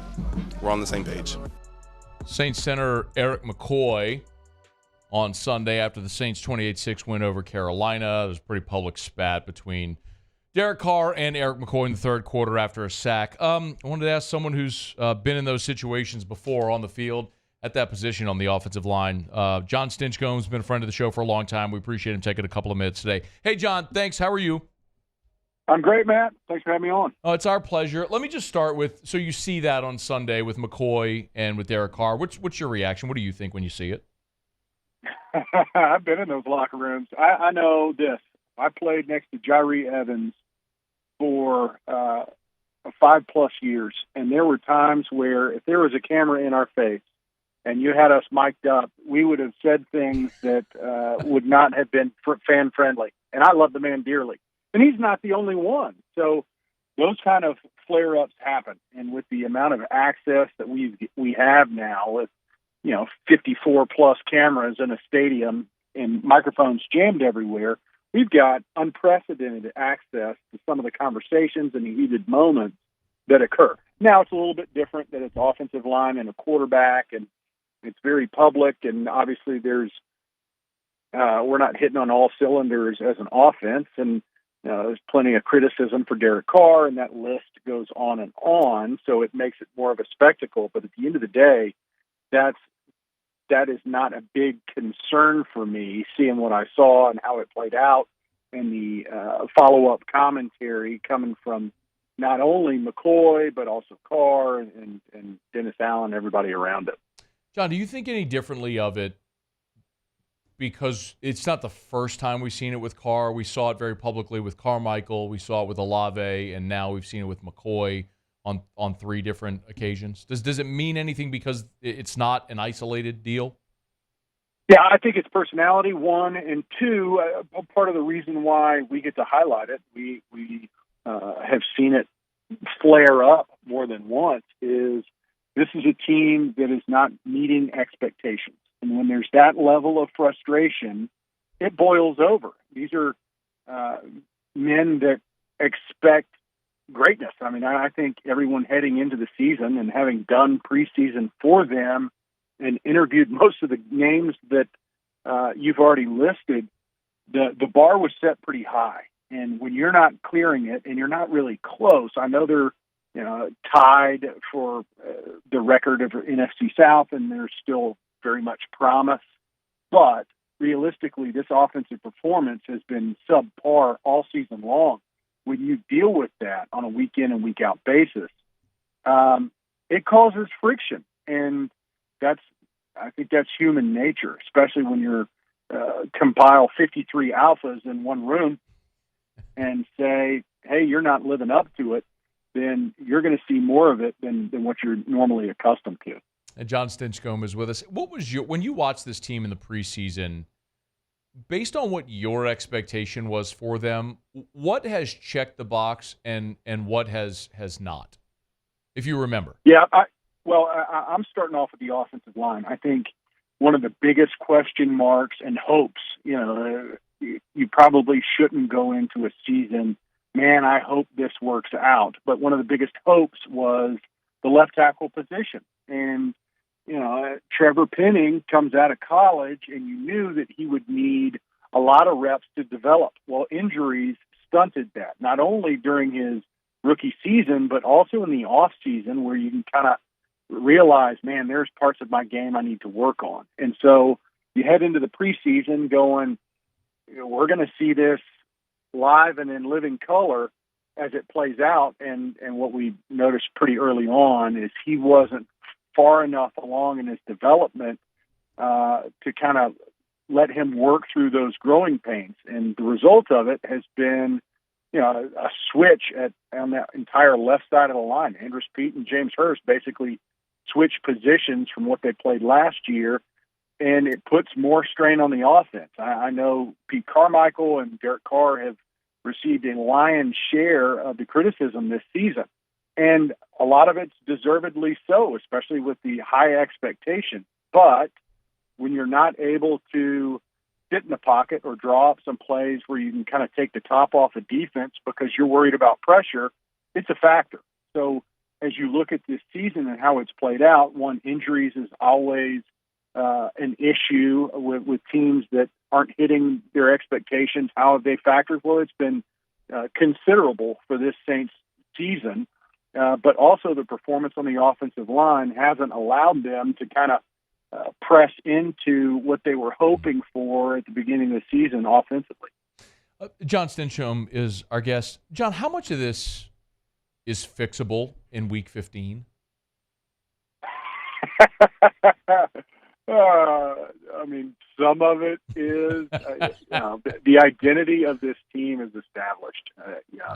They're not going to revolutionize who they are, how they operate, and in the next 4 weeks, you say, man, this team's really turned things around or found a new gear. Now, I will say, you look at what's remaining on their schedule, and all very winnable games. Of course, I think every opponent that plays the Saints is probably saying the same thing. Yeah. But if you're saying, you look at Atlanta's remaining schedule and Tampa's remaining schedule, of those three, I'll take the Saints schedule and say that they probably have the inside track to get to where they want to go and have a run at these playoffs. Combined record of the remaining opponents is 22-29. So you do have a winnable stretch here ahead with 4 to play. You said something interesting, John, when you talked about the offense and their struggles and being in the locker room with 53 alphas. I'll go back to that, when you were on the team in 07 and 08, of course, the NFC Championship game in 06, and then missed the playoffs those back-to-back years, where the offense was still prolific and the defense was kind of the issue. With that experience, is there resentment? Like, do you suspect there would be resentment in the locker room right now from the defense because of the offense's inability to get going? You know what? You winning solves a lot of problems. You know what I mean? So if there's any resentment when you're winning football and you understand that there's still opportunities to reach your goals, you can look past some of the shortcomings of whether it's a position group or a unit on the field. When you're not winning and when you're not hitting expectations, those frustrations seem to boil over and it causes much more friction. So in the years that you're describing, when we're winning football games, we recognize there's times where we're going to have to outscore the opponent and know that, it might turn into a little bit of a boat race.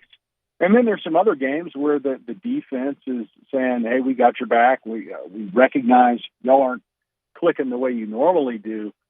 And those situations are understood and, you can work your way through them when you're winning football. And when you're not, I think that's when you start getting frustrated and you see some backbiting comments and maybe it starts to leak into some social media, which, this season and this team has not been exempt from falling into that category as well. Yeah.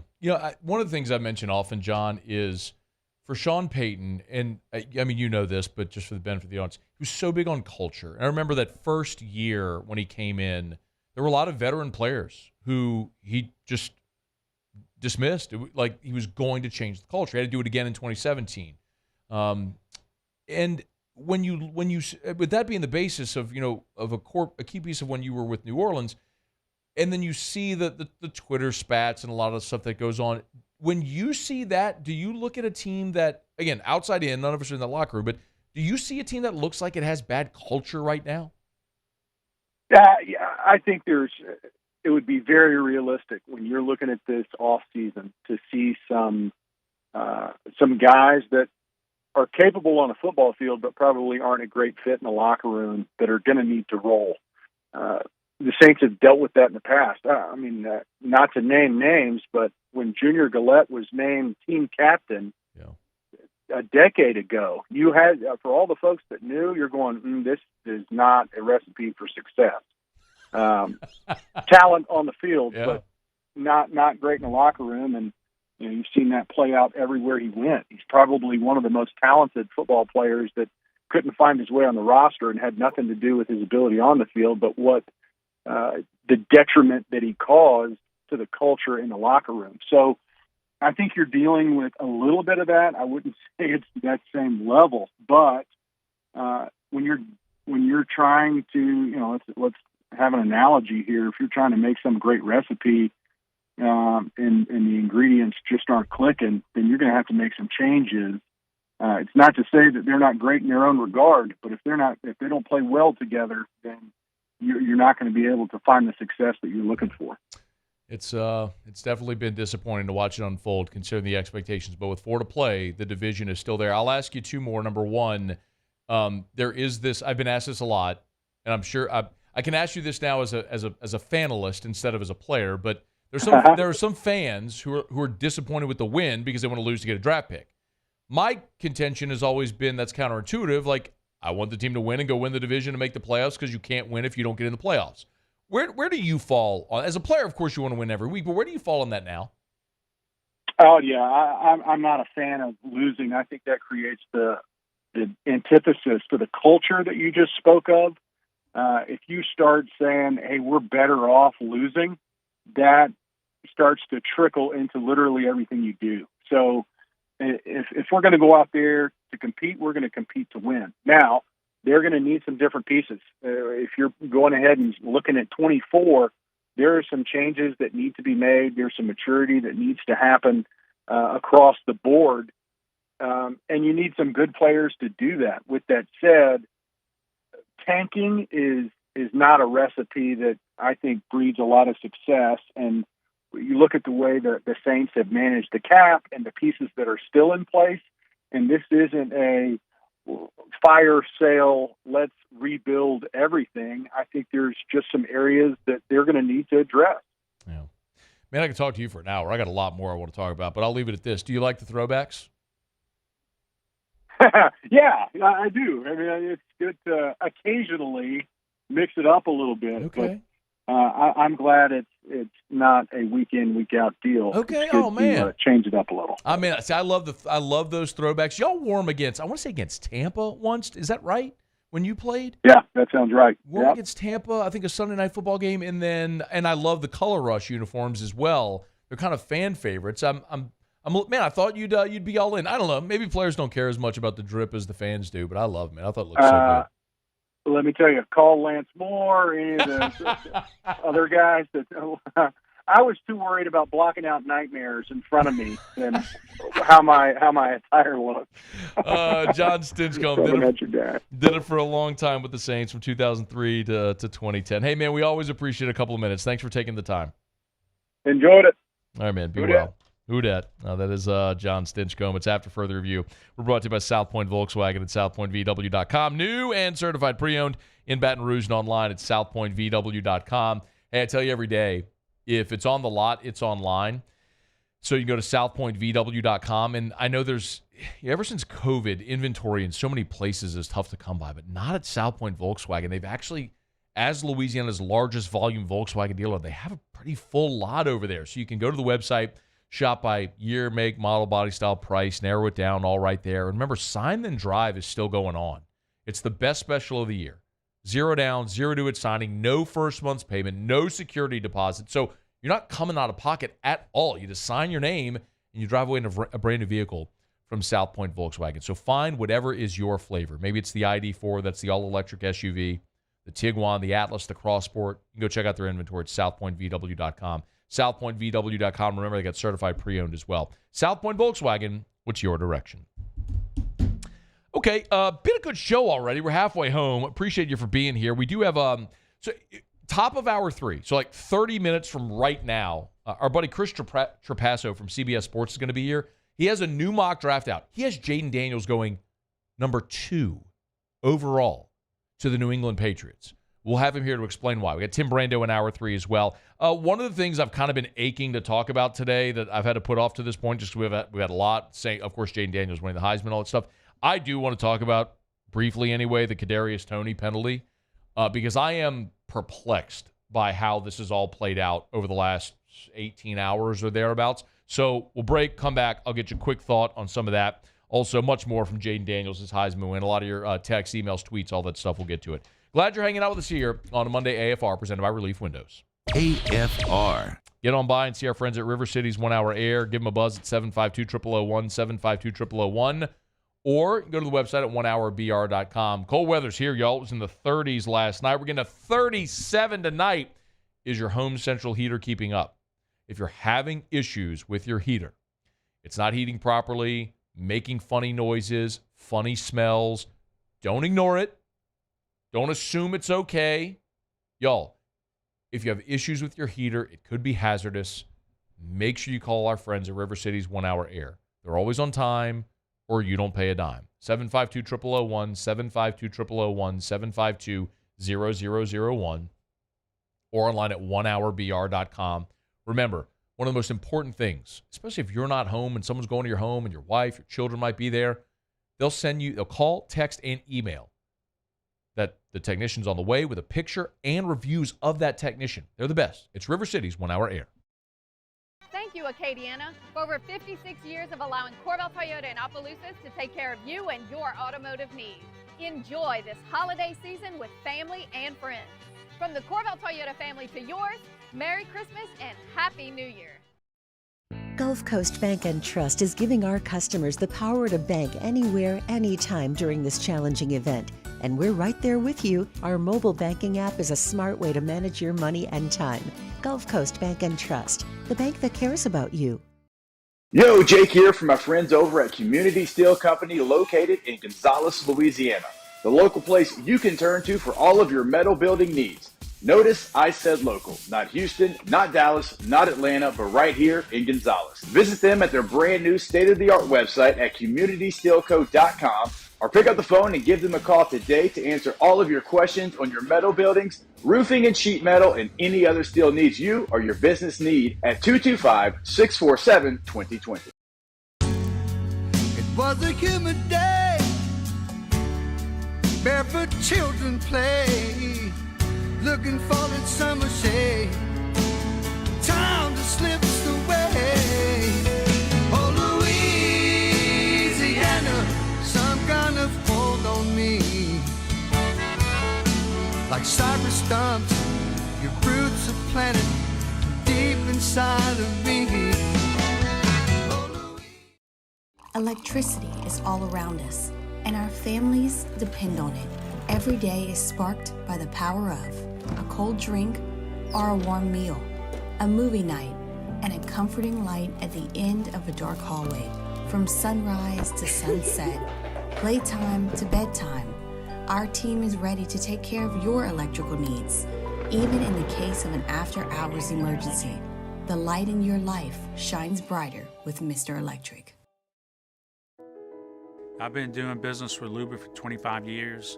They're dependable, trustworthy. It's just the attention to detail with our clients. Our folks have years and years of experience. They're highly trained professionals, but many companies have that asset. What I'd like to think makes Luba a bit different is that we use those talents in a way that truly is dedicated to serving the needs of the folks who depend on us. Dylan Cruz here to tell you about Six Rings Baseball and Softball Camp. If you live on the North Shore and play ball, go to Six Rings Camps with former LSU assistant coach Dan Canaveri. His knowledge is second to none, and your child will improve and have fun doing it. Camps were held at Coquille Park and Six Rings Academy in Covington with 4 sessions over the summer. Full day and morning only sessions are available from ages 7 to 13. Go to sixringsbaseball.com.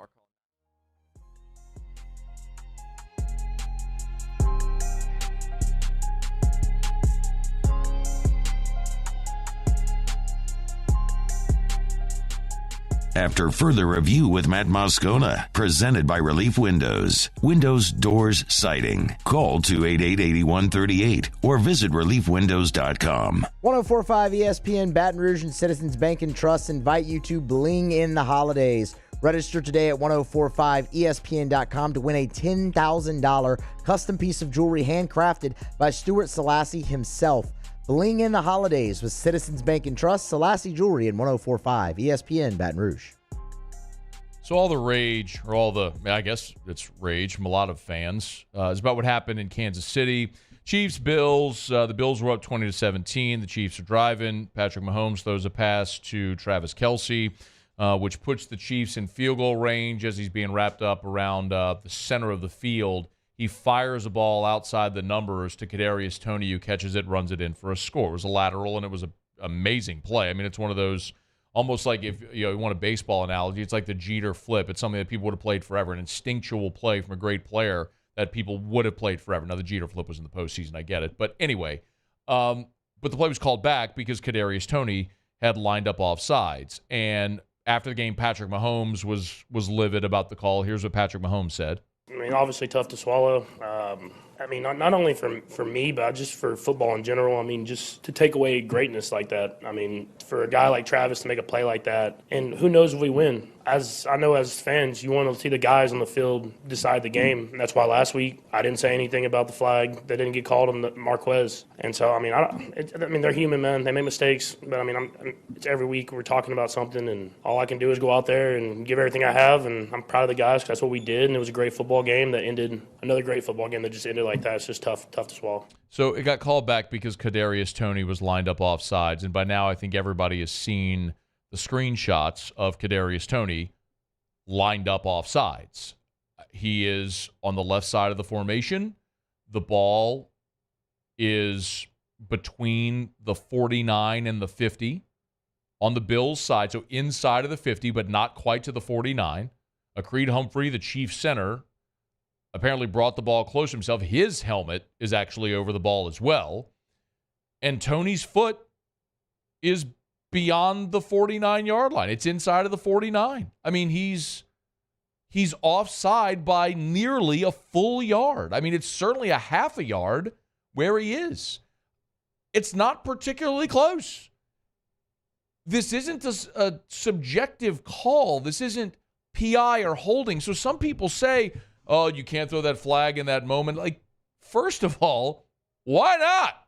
It's a penalty. If you commit a penalty, you throw the flag.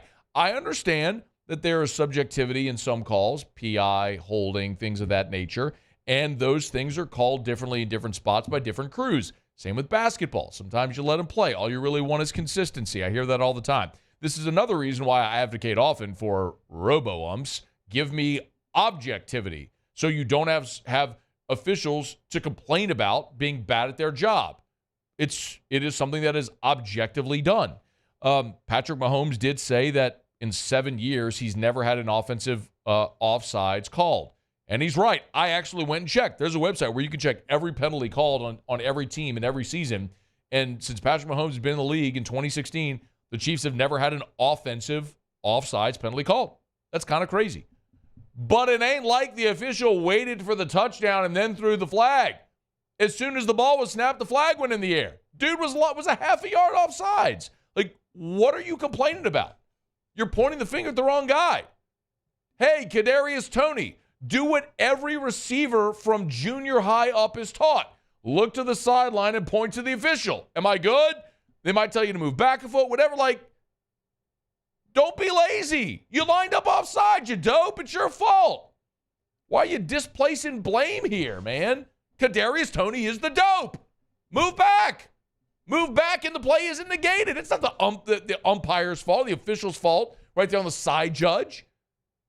It's not the side judge's fault. It's Kadarius Toney's fault. What am I missing? I'm going to go home tonight. I'm going to speed on I-10. The posted speed limit is 65. I'm probably going to go 75. Probably. If I get pulled over and get a ticket, it's my fault. It's not the cop's fault. He's doing his job. I'm speeding. I'm an idiot. I'll pay the ticket. I'm going to guess I'm not going to get caught. Should the officer not write the ticket because it's between the hours of 6 and 7 p.m.? Now, you write that ticket during rush hour, but not at 6. What are we talking about here? You get caught, you get caught. Shut up. Don't get caught. Anyway. What did Andy Reid say? Let me hear what Andy Reid had to say about this. Very disappointed that it ended the way it did. And normally I never use any of this as excuses, but normally I get a warning before something like that happens in a big game. A bit embarrassing in the National Football League for that to take place. What's embarrassing is that you have a professional football player lining up off sides. Andy, what are you doing? Come on, Big Red. I love on the New Heights podcast, they call him Big Red. Did you know that? Jason and Travis Kelce called him Big Red. I did not know that. It's so good. I only know that because it popped up in my TikTok feed. Yeah. But it's so good. Big Red. Big Red. It fits, doesn't it? Yeah. Well, I mean, he's always got the red windbreaker on, like every time. And I love the commercial, too, with Patrick Mahomes, where he's trying to eat all his food. And he goes after all the Big Red's food? No, and he eats all of Mahomes' food. Oh, I don't think I've seen that, actually. Oh, yeah, you have. And he goes, he's like, explain it again with those nuggies. He eats his burger and his fries, and you got to see it, Muse. You've seen it. You watch enough football, you've seen it. Yeah, fair. It comes on every game. All right. Anyway, hey, Big Red, tell your guy not to line up off sides. That's the embarrassing part. A professional football player is lining up off sides in a key moment. All right, it's after further review. We're glad you're hanging out. Muse will have Tigers in the Pros when we come back. We're brought to you by Pure Restoration. Mold Zero is now Pure Restoration. If you have mold, think you might have mold. If you've had water intrusion in your home, you might have mold. Hey, Friday, I know I was in New York, but Friday there were awful storms that came through our area. If as a result of those storms you had water in your house, that could be a breeding ground for mold. Don't take the chance. Call Pure Restoration. Or better yet, go to the website, pure-restoration.com. This is Mold Zero rebranded. Same patented non-toxic dry fog, same great company, same great people, same great service. You can go to the website, see the full U.S. Army Corps of Engineers report, now with an expanded menu of services. If you need demo and build back, Pure Restoration can do that as well. They can do it for residential, big commercial buildings like churches and schools and governmental buildings. If you need to get rid of mold or odor, they can help. They can do it more efficiently and more cost-effectively. It's Pure Restoration. Pure-restoration.com. Pure-restoration.com. Mold Zero is now Pure Restoration. If you can't remember, just shoot me a message. Scone, what's the mold thing you always talk about? Pure Restoration. All right, it's after further review. Muse will do Tigers in the Pros. Chris Trapasso has a mock draft out. He's got Jayden Daniels going number 2 overall. Chris Trapasso in 15 minutes. We'll talk to Timmy B next hour, our NFL takeaways. And the red-hot Jimmy Ott with a 5-0 day yesterday will give us picks for Monday Night Football coming up 1 hour from right now. You want to put your kids through college? That's all Jimmy's trying to do. He's a public servant, trying to put your kids through college. Be here for the winners at 5:45. Okay, we'll knock out a quick break at AFR. AFR. Brought to you by Rouse's, the official supermarket of the New Orleans Saints. You want to go celebrate that Who Dat win, because you should always celebrate Who Dat wins. If you've grown up a Saints fan, you know how throughout history, few and far between those have been. Those Sundays where you get to celebrate the black and gold getting a win. Well, go celebrate and imbibe with some spirits from Rouse's. They got everything you need for your Christmas party, all of your holiday parties as well. Of course, your party trays, party platters. You're going to a company Christmas party, a family Christmas party. We got Erica's family's Christmas party at our house this weekend. They got holiday party trays over at Rouse's. Cheeses and wings and sandwiches and all the different veggie trays, all the different stuff you'd want. They have them. You can custom make them with whatever you want. They got you covered over at Rouse's, the official supermarket of the New Orleans Saints, and a great selection of wine and beer and other spirits. Remember, there's buy 4, save more. When you buy 4 bottles of wine, you can mix and match, and the more you buy, the more you'll save. Really cool program they have at Rouse's. Try a lot of different interesting wines. It's Rouse's. This feels like home. Bayou Chrysler Dodge Jeep Ram has $20,000 off MSRP on new 23 Ram 1500 trucks. $20,000 off plus no payments for 90 days on new 23 Ram 1500 trucks. All with Bayou's 1 million mile warranty. The crew at Bayou Automotive is going to do right by you. Electricity is all around us, and our families depend on it. Every day is sparked by the power of a cold drink or a warm meal, a movie night, and a comforting light at the end of a dark hallway. From sunrise to sunset, playtime to bedtime, our team is ready to take care of your electrical needs. Even in the case of an after-hours emergency, the light in your life shines brighter with Mr. Electric.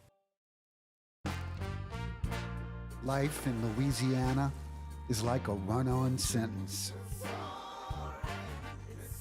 A poem that doesn't rhyme. Life is here, now. For life's moments, big and small, always there. The right card, the right care. The importance of doing this fortified program and offering it to people down here is, number one, the only real chance you're going to get to do this is when you put on a new roof or build new. And through companies like HUDCO, who's kind of leading the way in this thing, it's going to offer the customers a huge advantage in the insurance market and the price of their insurance. You know, we're not looking to make a fortune off fortifying. We're trying to give you a better product than our competitor at the moment. I'm trying to do something that he can. I'm trying to give you something better. So a lot of these insurance shops, you're getting a re-roof, you're only paying your deductible. Let's sit down and talk about the fortified and let's see what it does to your insurance premium. You're getting a steal. Yeah. You're getting a brand new roof and a fortified certificate for your deductible, essentially. And I think we're rocking and rolling.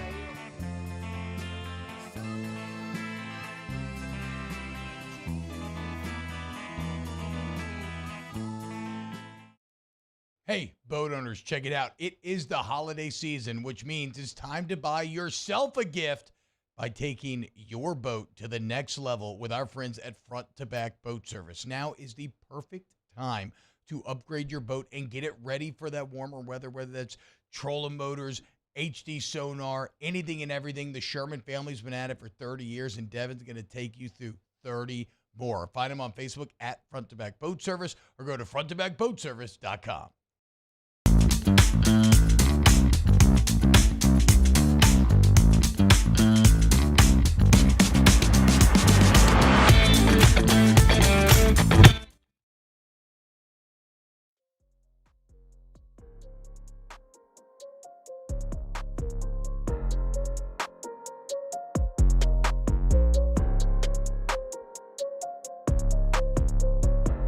After further review with Matt Moscona, presented by Relief Windows. Windows, doors, siding. Call 288-8138 or visit reliefwindows.com.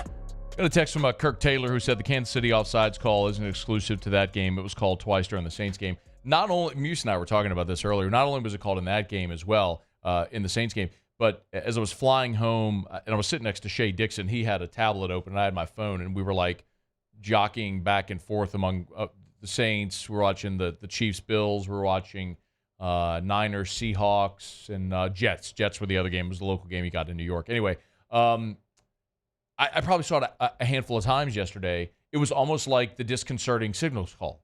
It's like they just decided, we're going to call that now. Nobody's ever called it, but we're calling it a bunch this weekend. Offensive offsides. Call it. Start call. It's like the directive from the NFL.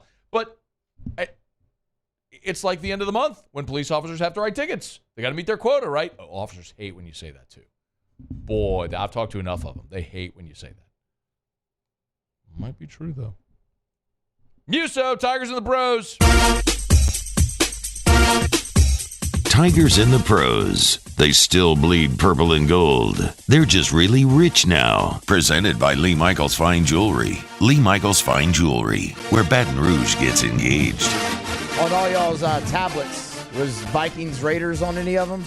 No. Good. But it shouldn't have been. I did listen to the conclusion of that after I got to the airport and was driving home. I was listening to that on 100.3 ESPN New Orleans. Shout out KLRZ. Yeah. They had that game going. 3-0. So not appealing football. Disappointing return for Justin Jefferson, though, man. Dude. Cut short.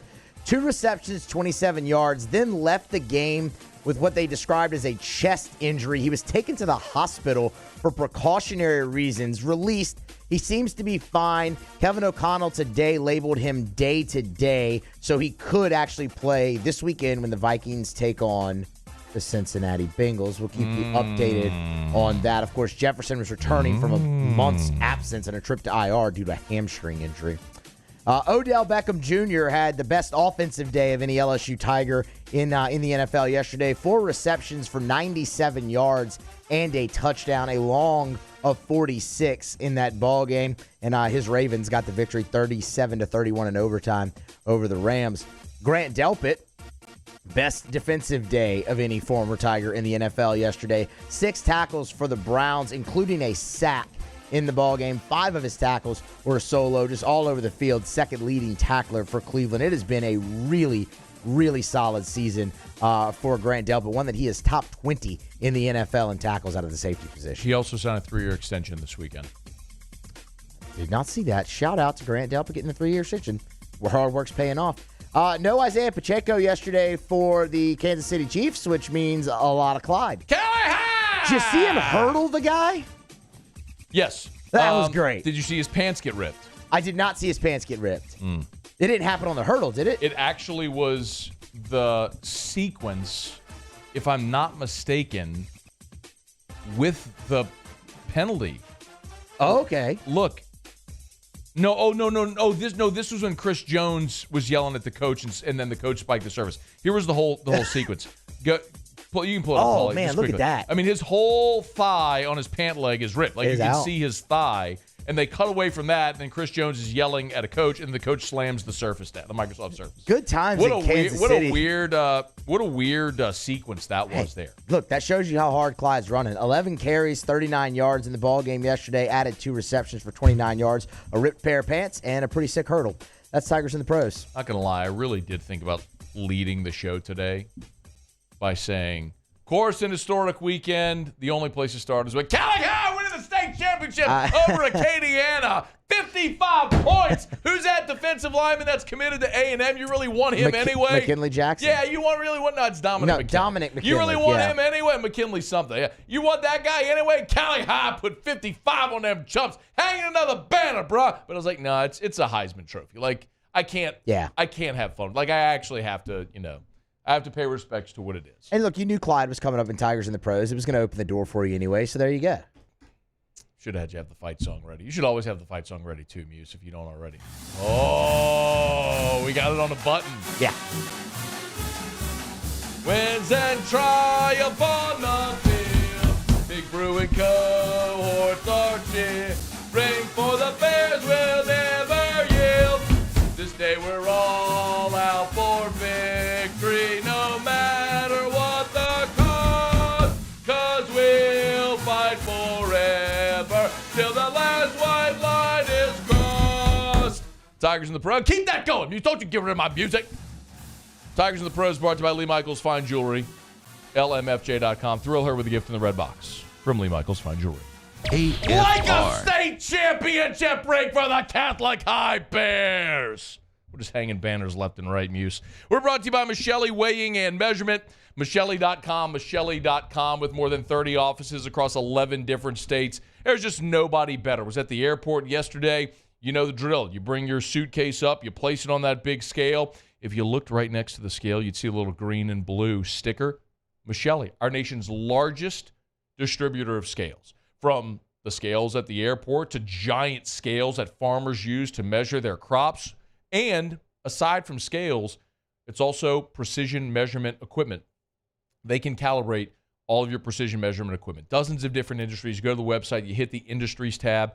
When you go to the website right at the top, you hit the Industries tab, and you'll see all of the industries that they service. ISO 17025 accreditation is available. If you need it, you know why it's important. It's Michelli Weighing and Measurement. Michelli.com. Online at Michelli.com. I'm Chris Nakamoto, and here's what I'm working on for my stories on WBRZ Channel 2 tonight. A longtime employee at the St. Gabriel Police Department is suing the town and the chief, saying he was terminated for being a whistleblower. The whistleblower says he provided the FBI and sheriff's deputies with pictures of personal property that Chief Ambo had taken from a drug arrest. Last month, St. Gabriel Police Chief Kevin Ambo was indicted for malfeasance, theft, and other felonies involving a different situation. I'm Chris Nakamoto from WBRZ. Watch more tonight on WBRZ Channel 2. Hey, boat owners, check it out. It is the holiday season, which means it's time to buy yourself a gift by taking your boat to the next level with our friends at Front to Back Boat Service. Now is the perfect time to upgrade your boat and get it ready for that warmer weather, whether that's trolling motors, HD sonar, anything and everything. The Sherman family's been at it for 30 years, and Devin's going to take you through 30 more. Find them on Facebook at Front to Back Boat Service or go to fronttobackboatservice.com. There it is, the extra mile, on the border of expected and extraordinary for those willing to go further, like vans customized for work or play, with safety and tech to keep you connected, supported by a 5-star sales, service, and finance team, and backed by the 1-star you know. So go the extra mile. It's never crowded, because so few have what it takes to go there. Mercedes-Benz Vans. Hey, it's Matt Moscona. For years, you've heard me tell you about Insurance Network of Louisiana, helping you find better coverage for less money. But it's not just for your home and auto. They also offer commercial property. So, retail stores, professional offices like doctors, dentists, attorneys, clothing boutiques. Insurance Network of Louisiana can find you better coverage for less money. They service the entire state of Louisiana, and they're local. So call today at 293-0450 or lainsurance.net.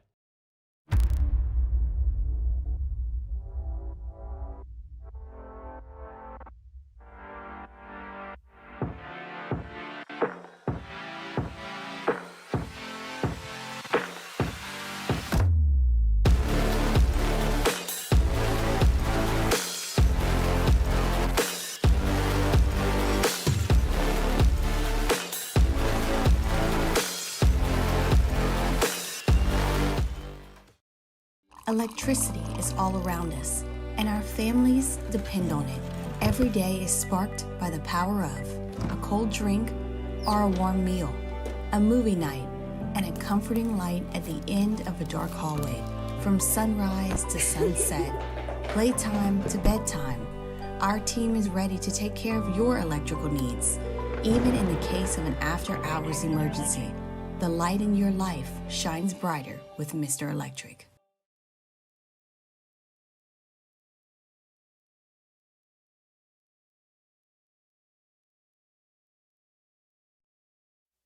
This is SportsCenter. I'm Christine Lisi. Sources tell ESPN Shohei Ohtani's Dodgers contract calls for him to be paid only $2 million per year for the next 10 seasons, with $680 million deferred until the end of the deal. Competitive balance tax hit on the contract around $46 million, a huge discount for L.A.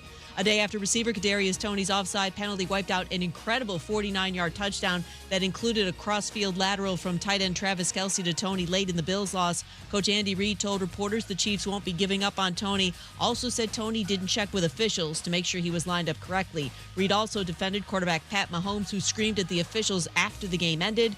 First Take co-host Shannon Sharp. It's your fault, Kadarius Toney, that you lined up offside.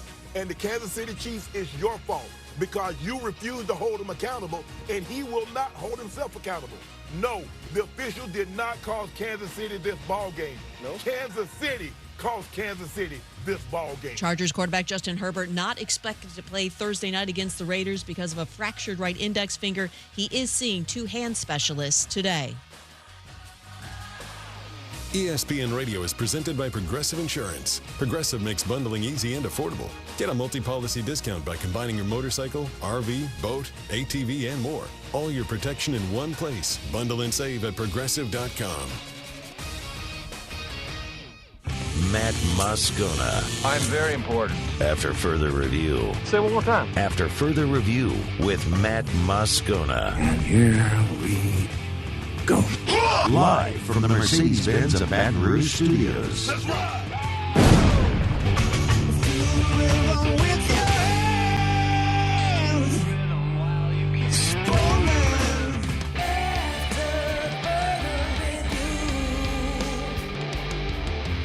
Hour 3, off we go. Welcome aboard. Glad you're with us. It's AFR. Presented by Relief Windows. I'm Matt. Love you, Matt. Paul O'Neill. They're chanting Paul O'Neill's name. Yes, sir. And Mr. Toby Tumpley.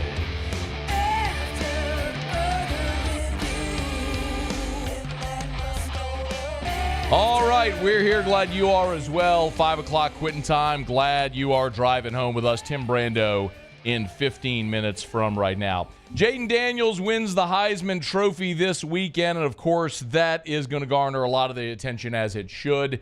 Jayden's future, however, is a huge part of that conversation. Out of college eligibility, he'll be headed to the NFL draft, and after this historic season, he is skyrocketing up draft boards, but this is by far, the highest I have seen Jayden on anybody's mock draft.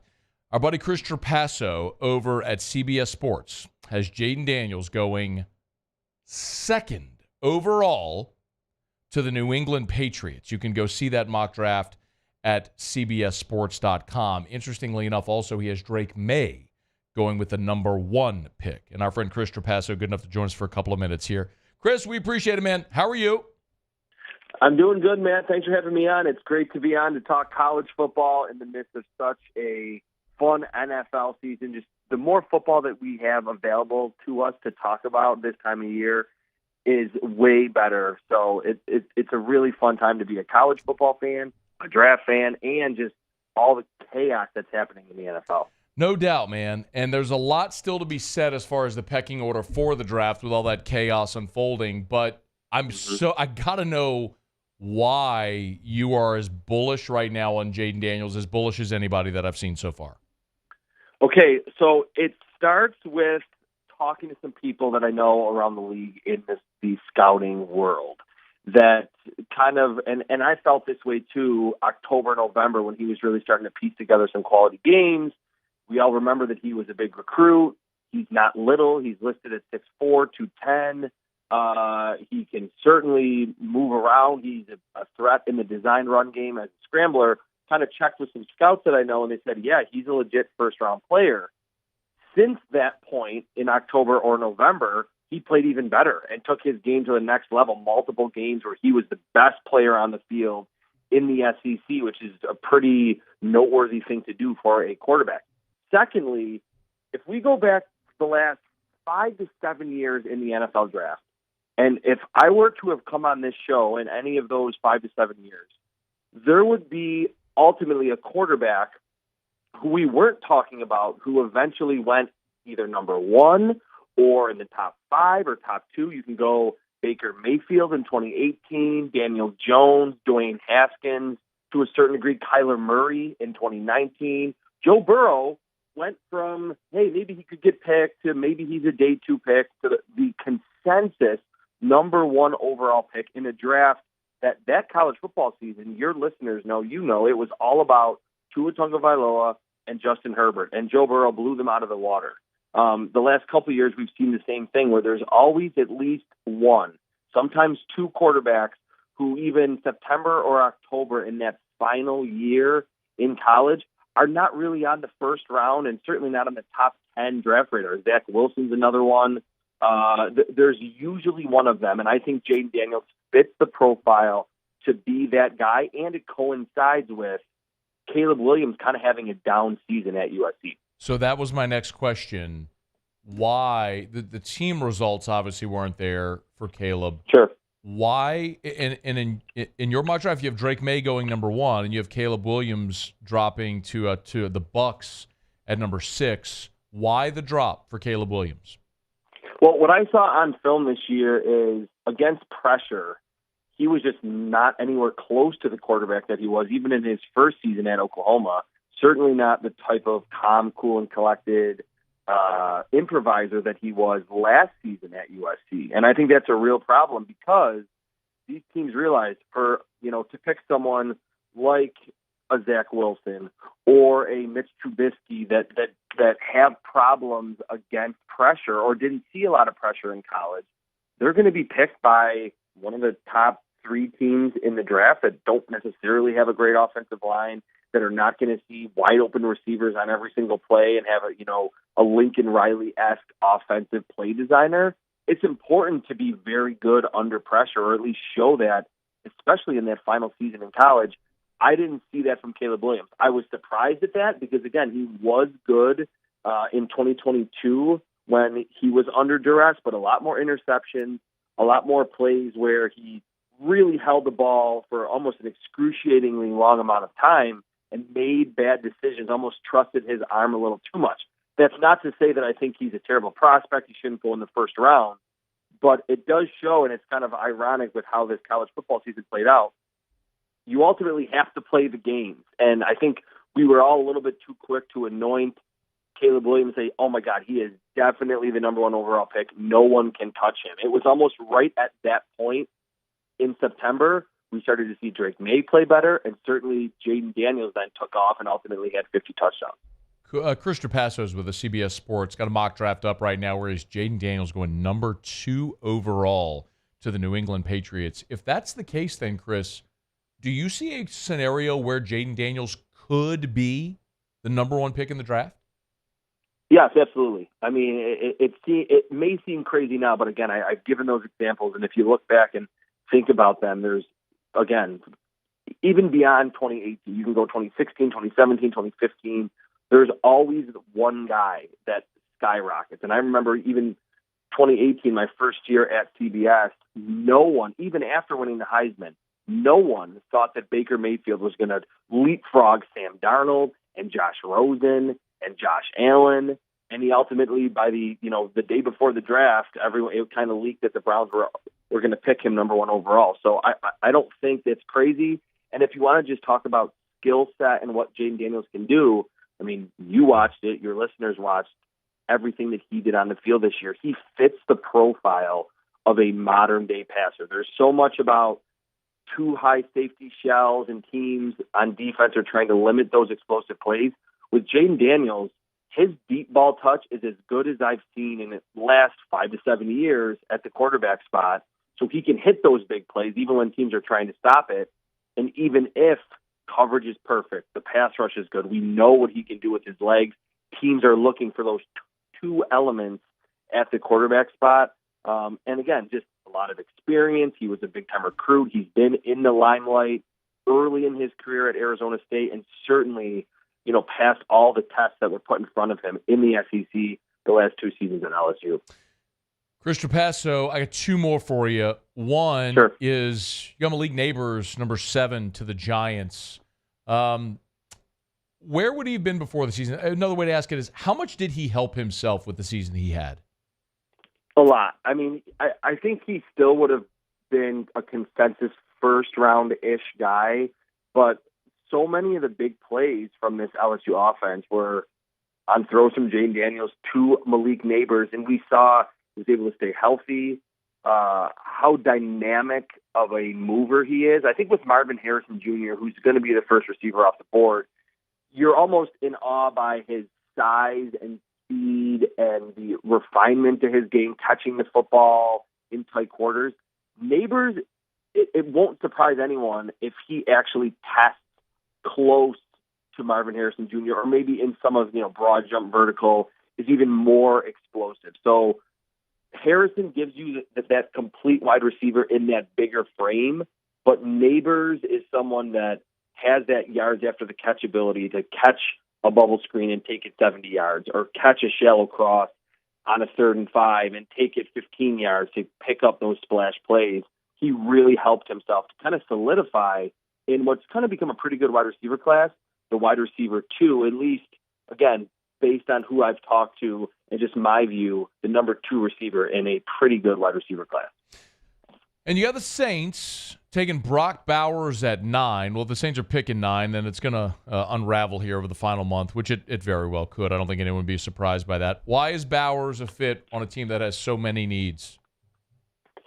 Well, yeah, that's the thing. A lot of times when I've done these Saints mock drafts, and it still is, relatively early with the mock draft stuff, once we get into, obviously, like the NFL playoffs and the bowl games are done, Senior Bowl happens, things start to crystallize a little bit.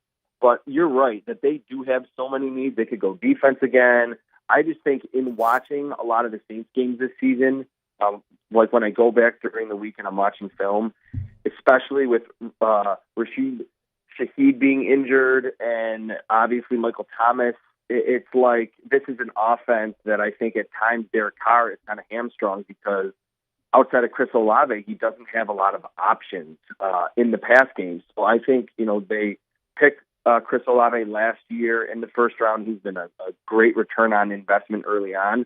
To bring in another top-tier pass catcher who's a good blocker, can really do everything. I think to be a top 15 tight end, you have to be a totally well-rounded player.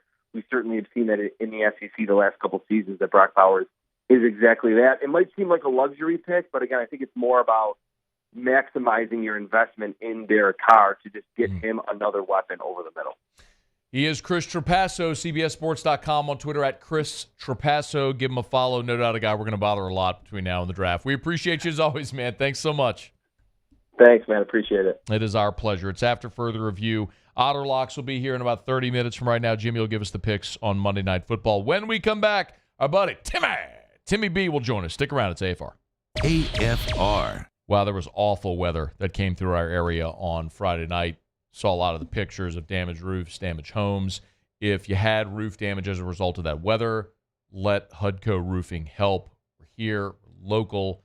We've been helping people across the state of Louisiana for 20 years. HUDCOroofing.com, HUDCOroofing.com.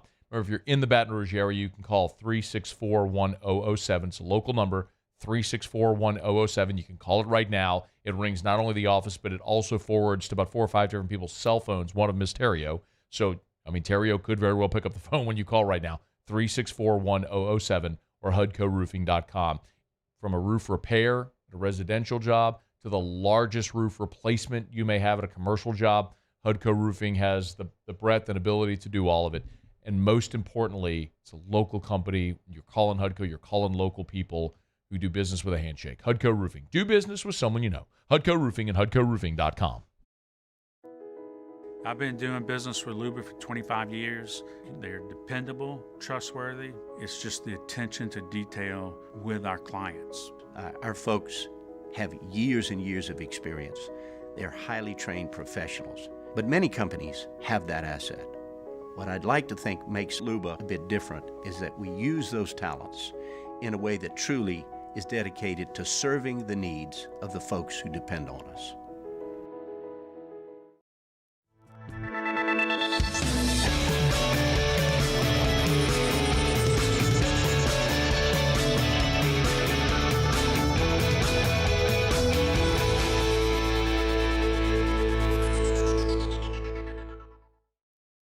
The world's leaders in obesity research, obesity medicine, and obesity science are right here. We're doing something that no one's ever done, or trying to answer a question that no one's ever asked before. Pennington is a real jewel when it comes to research.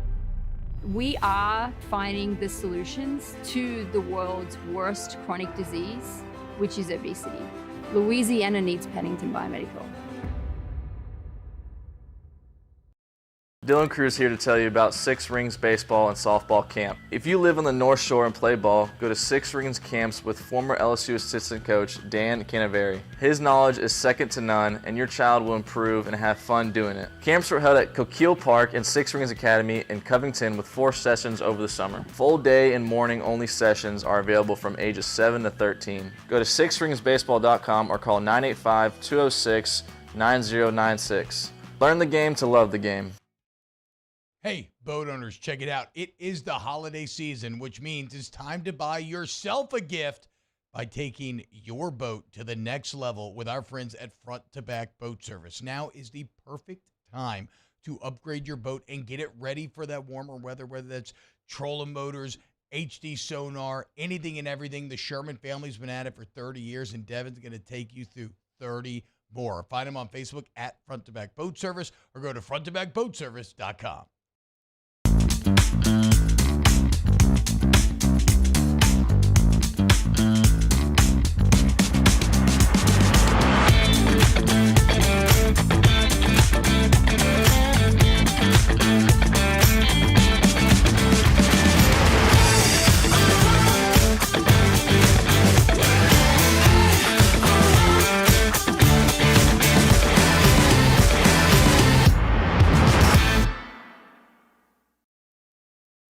At Relief Windows, we're more than windows. We're windows, doors, hardy plank, and vinyl siding. But our number one product is always customer satisfaction.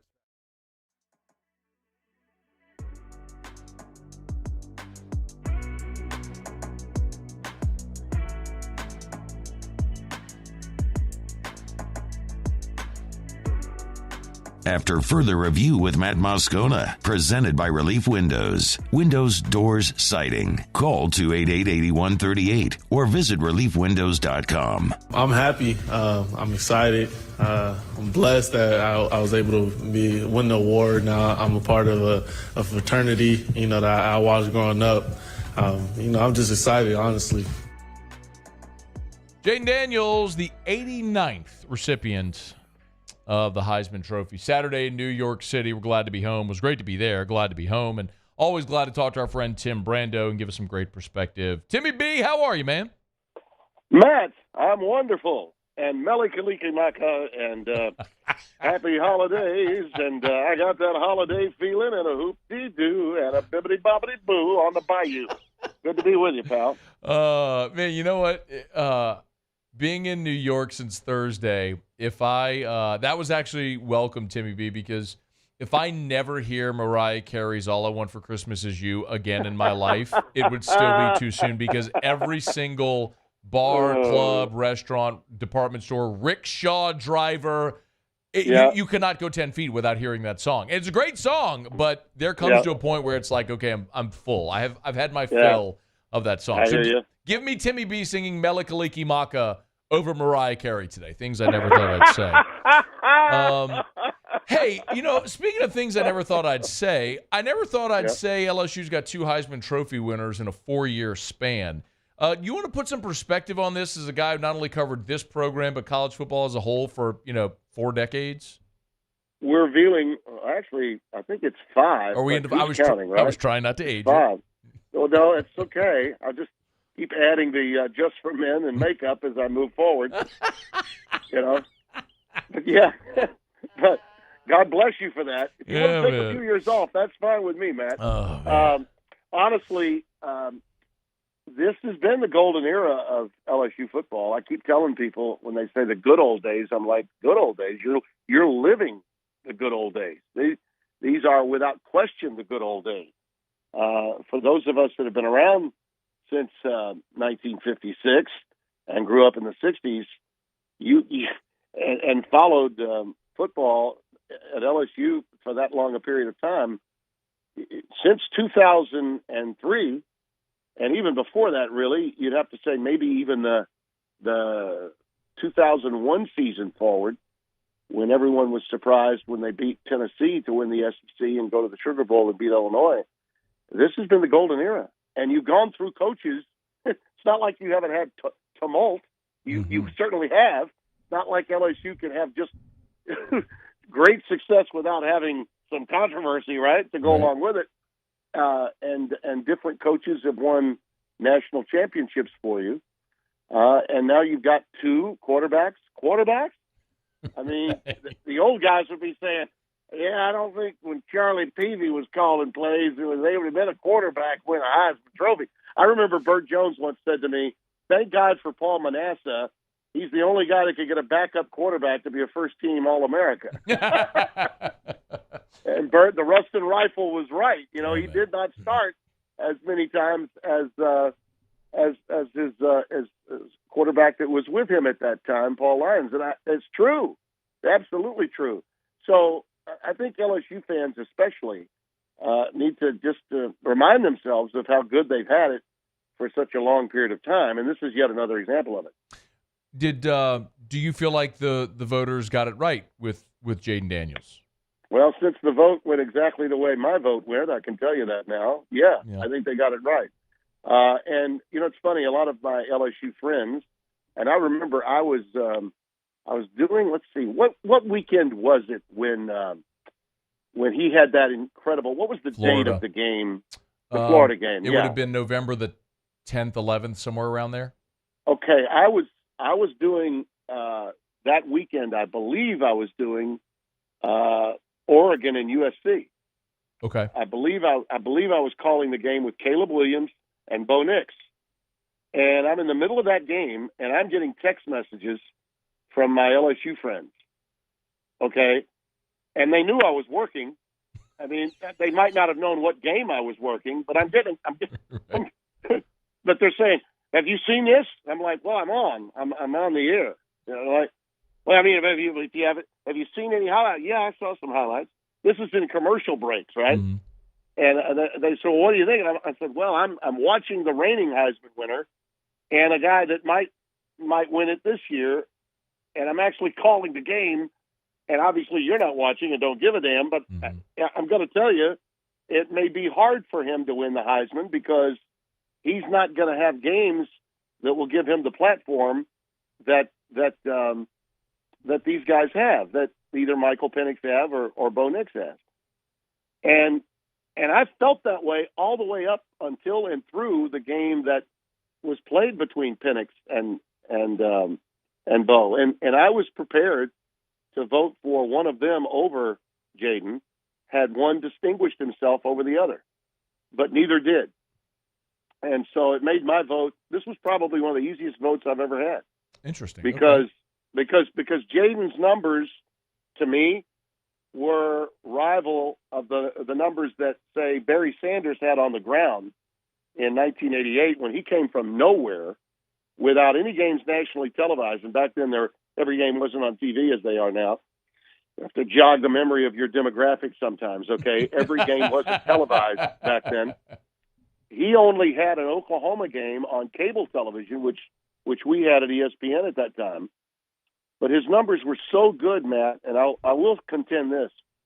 The Barry Sanders Heisman was the first one where cable television was the difference because CNN had a college football show with Dan Hicks and Danny Sheridan, and we had our show, Game Day, and I'll remind people in your demographic, there was a college game day before 1993. Just going to remind them. I realize it became an iconic show after 1993.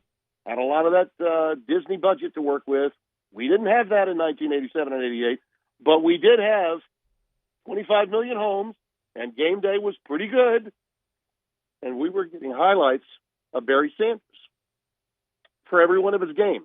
We were sending out a satellite truck with one camera to shoot every game so we could have highlights. And he won the Heisman Trophy. Excuse me. So the bottom line is, if you look at his numbers that year, everyone wanted to give the trophy to either Troy Aikman or Rodney Peete that year, the quarterbacks at USC and UCLA. But this kid out of nowhere that was a backup to Thurman Thomas and other great players that preceded him at running back at Oklahoma State just started posting these ungodly numbers every week, 260, 275, 245. And as I said, he wasn't on national television, but for one game against Oklahoma in Bedlam, and that was on ESPN. It wasn't on ABC or any of the Tiffany networks of its time. Well, Jayden Daniels did the same thing at the quarterback position, in my opinion, that Barry did at the running back position. He posted numbers that you could not ignore, that you had to go, my God, look at that. And if you happen to watch the games to go along with just looking at the stats, you were even more impressed. Yeah. So for me, you should give a huge assist to Brian Kelly and Mike Dimbrot, because they knew after the loss to Alabama, look, we can win 10 games. We can still keep, from a foundational standpoint, our culture intact. The LSU culture remains intact with a 10-win season and a Heisman Trophy. Let's go get that Heisman Trophy. Now, I think they wanted it as badly as Jayden did, and they facilitated him by letting him just go get you some, son. How many touchdowns do you have? Well, go get one more. Okay? And that was the thing to do, because everyone's going to remember who won the Heisman, and LSU's people were smart enough to realize that. So I applaud everyone. Jayden earned it. He deserved it. I only got to call one of his games, and it wasn't at LSU. It was in his freshman year at Arizona State. And I think at the time it was probably the most important game he ever played, because it was in the Big Ten. He was playing against Michigan State and Arizona State as a freshman. He didn't have much around him, but he made a couple of runs that were just unbelievable to help them get the upset win in East Lansing. So, and that was a good Michigan State team he beat. So I'm really happy for the young man and proud for LSU. I think it's wonderful for them. Tim Brando's with us. The Barry Sanders comp is an interesting one. That's the first time I've heard that, but because most of us, I think, have made the comp to RG3 or Lamar Jackson, a quarterback that put up great stats on a 3-loss team. But the Barry Sanders one's interesting. On Twitter at Tim Brando, of course. Timmy B, I'd love a thought on the playoff as well. First of all, I think you and I are aligned with what happened to Florida State being unjust. But when you look at what is going to transpire with the semifinals, have you given it much thought to which way you think those two games go? I have. I do believe Michigan is going to have real trouble dealing with Jalen Milroe. I don't know that they've seen anyone like him in the Big Ten. Their top opponents that had really good quarterbacks but bad offenses around them. McCord clearly was not a guy that was going to threaten you with his legs, and he's gone now at Ohio State. So this will be something new for them to have to defend, but Michigan up front is also something that Alabama hasn't contended with. So that's going to be a real tussle. It should be a really fun game. It's a great matchup. I don't think it's so great a matchup that the gerrymandering process should have taken place to the extent that it did, to make certain that that Kirk and Chris got the game they wanted. And I do believe some of that happened. Okay. Not by them, but by the process. All right. This disgusting process that we call the College Football Playoff Committee, where brands matter more than achievement. Florida State was treated unjustly, no doubt about it. But it'll be a hell of a game. And if the question is, will I be all in watching it? Yes, I will. Yeah. Because I think it's a game that America does want to see. It'll probably break records because since this thing started, everyone wanted a team from the mighty Big Ten against the almighty SEC. And who better to line up against if you're rooting for Alabama than Jim Harbaugh? And who better to line up against if you're rooting for Michigan than Nick Saban? Yeah. So it's got everything. It's got all the juice. And like I said, I definitely believe that juice is what helped determine Florida State's fate. That and the fact that the committee was so gutless, they wouldn't come forward and say, hey, you know, Alabama beat Georgia. We had to have an SEC team. So in order to have Alabama, we had to bring Texas, which meant Florida State can't be in. If they had just said that, I would have been fine. But they are so ruthless and gutless and despicable and corrupt, they'll never answer the question. And by the way, these problems aren't going to go away, Matt. When somebody says, and you'll get it, I'm sure, well, it won't matter next year because 12 will be in. The hell it won't happen. It will happen again. Only this time, it'll happen more than once. It can happen 2 or 3 times with said 10-2 teams or said 9-3 teams. It can happen over and over and over again. They are going to have to completely overhaul this system, and they're going to have to make public, okay, why they've come to the decision that they've come to. I am sick and tired. I mean sick and tired of spokespersons getting up there, being asked 5 or 6 times about how they went over it and over it and over it, and not telling us what consensus was. Mm-hmm. Either tell us or allow a damn camera in there. And if you won't do it either way, we'll continue to crush your ass every year when you do this like you did it to Florida State. Amen. And, man, look, Timmy B, when we had the BCS, 2 was better than polls, right? 4 is better than 2. 12, imperfect, but better than 4. And what 12 will prevent, and you and I see eye to eye on this, is you're never going to have an undefeated Power 5 champ, not even have a chance to tee it up, kick it off, and have an opportunity to play for a championship, which is inexcusable in any sport in the history of mankind. Yeah, no question. And, oh, by the way, to these holier-than-thous, okay, that have been espionaged, because that's all they watch and listen to, okay, these embrace debate shows. All right? Espionage, okay. I love it. Okay, when they come back and say, well, hell, they can prove it then by beating Georgia. Oh, really? Have you ever heard of these 2 words, opt-out? Opt-out, yep. Have you ever heard of the SEC narrative when the big bad boy gets beaten, like Saban did by both Utah and Oklahoma during the BCS era? Okay? We weren't motivated. We didn't care.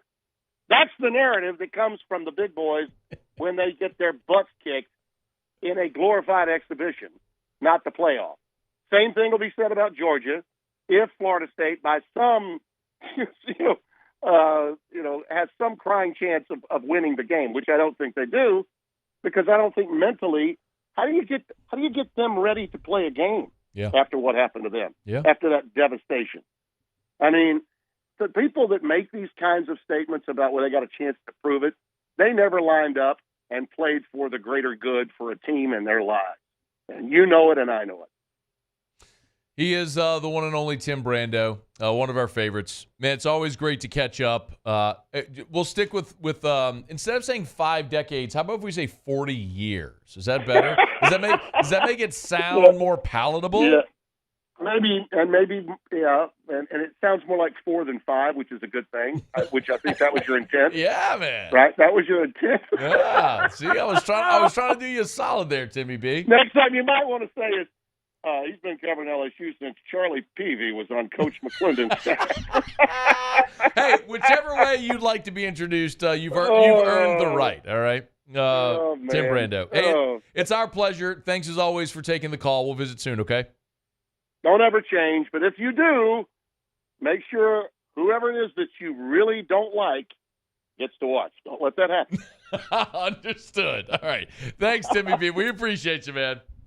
All right, Matt. Be well. You do the very same. That is the one and only Tim Brando now with Fox Sports. Follow him on Twitter at Tim Brando. I love Fox. I love Tim because Tim will unapologetically always tell you how he feels. And there's something very refreshing about that in this business, which, as he put in with so many people have been espionaged. But it's true. And it's what a lot of people tune in for. But when you can be authentically you, and you can put your head on the pillow at night and know that you didn't BS anybody that day. And I respect it. All right, it's after further review. Let's knock out a quick break. We'll come back. Our NFL weekend takeaways. We'll get to Jimmy Ott and Auto Locks in about 12 minutes. Stay here, AFR. AFR. Brought to you by the Watermark Hotel and the Renaissance Hotel, two great hotel properties in Baton Rouge, the Watermark downtown, the Renaissance Southtown. Evenings at Renaissance is something that we're excited to tell you more and more about.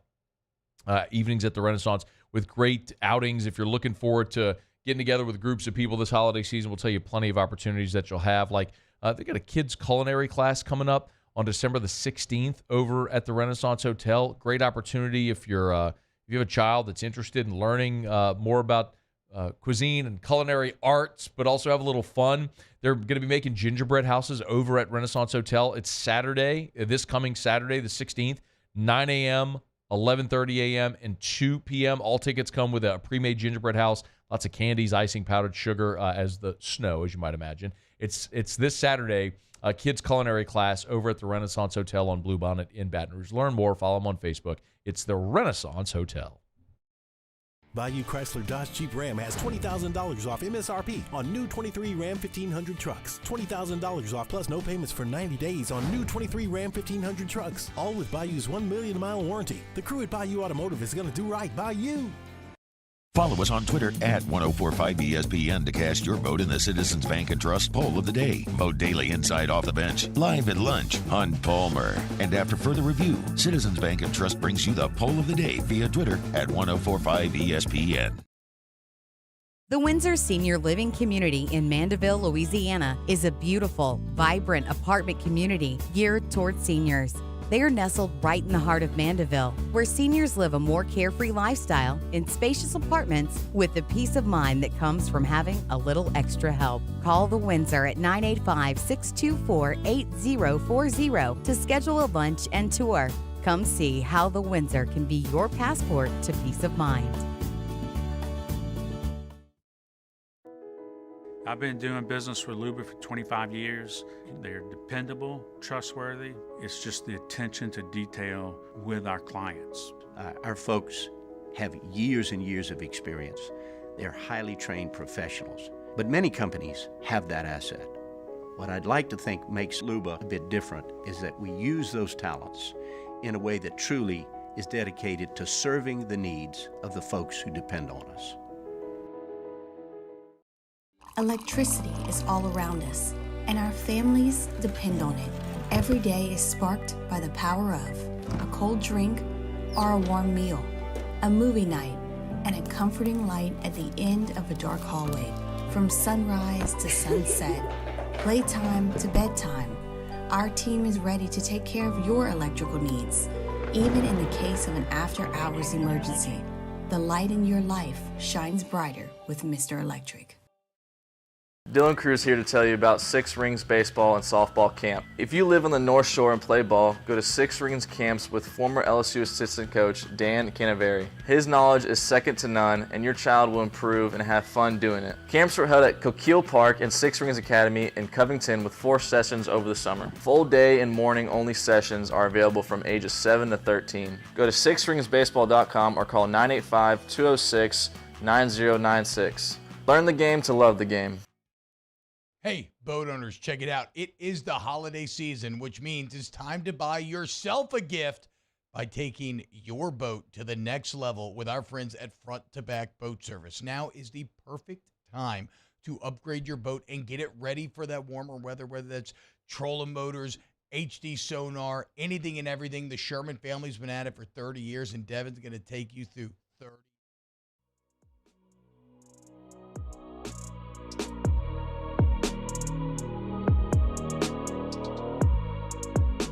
After further review with Matt Moscona, presented by Relief Windows. Windows, doors, siding. Call 288-8138 or visit reliefwindows.com. A double helping of Monday Night Football. Otterlocks less than 10 minutes away. Let's get to our weekend recap.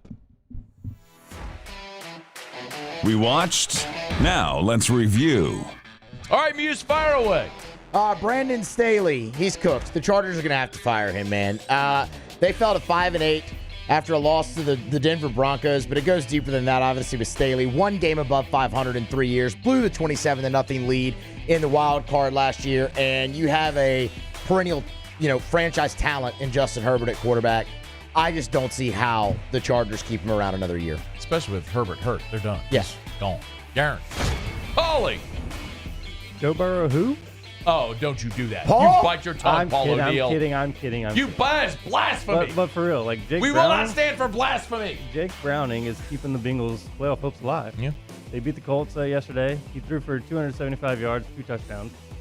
Cincinnati scored 30 points for the second straight week with a Browning at quarterback. Cincinnati still 7-4 and currently last in the AFC North and currently on the outside of the playoff picture. Hey, remember that time when Denver was 1-5? I do. And everybody laughed at me for picking them to be a wildcard team in the AFC? I do. Who's laughing now, you chumps? Does it? Oh, okay. Joshua Dobbs, it was a good run, man. It really was. The Pastronaut, the T-shirts, all the fanfare. Pastronaut. It was a lot of fun for about, 3-4 weeks maybe. Yeah, he got benched yesterday for Nick Mullins. Threw for 63 yards while he was in there, was sacked 5 times. Mullins wasn't much better. I mean, Vikings didn't even score a touchdown. But when you lose your starting quarterback, turns out it's real difficult to keep things afloat. Joe Flacco for MVP. I'm kidding again. But the Browns, they just keep winning no matter who's at quarterback. Deshaun Watson, they were doing pretty bad with them. But Dorian Thompson-Robinson, Joe Flacco, keeping Browns alive. They do have a favorable schedule coming up. They're currently the 5 seed in the playoffs. I do think they will make the playoffs. Is Philly in trouble? And I only say in trouble in the context of can they get back to the Super Bowl? Obviously, if you're the 1 seed in the road, would go through Philadelphia. But they got blown out by Dallas after getting blown out by San Francisco. Here's the one thing Philly does still have going for it. Well, they're 10-3. They're tied with Dallas. But Philly's remaining schedule, they're at Seattle, which is a tough game. But then they're home against the Giants, home against the Cardinals, then at the Giants. So really, Philly probably should run the table the rest of the way. I mean, game at Seattle is tough.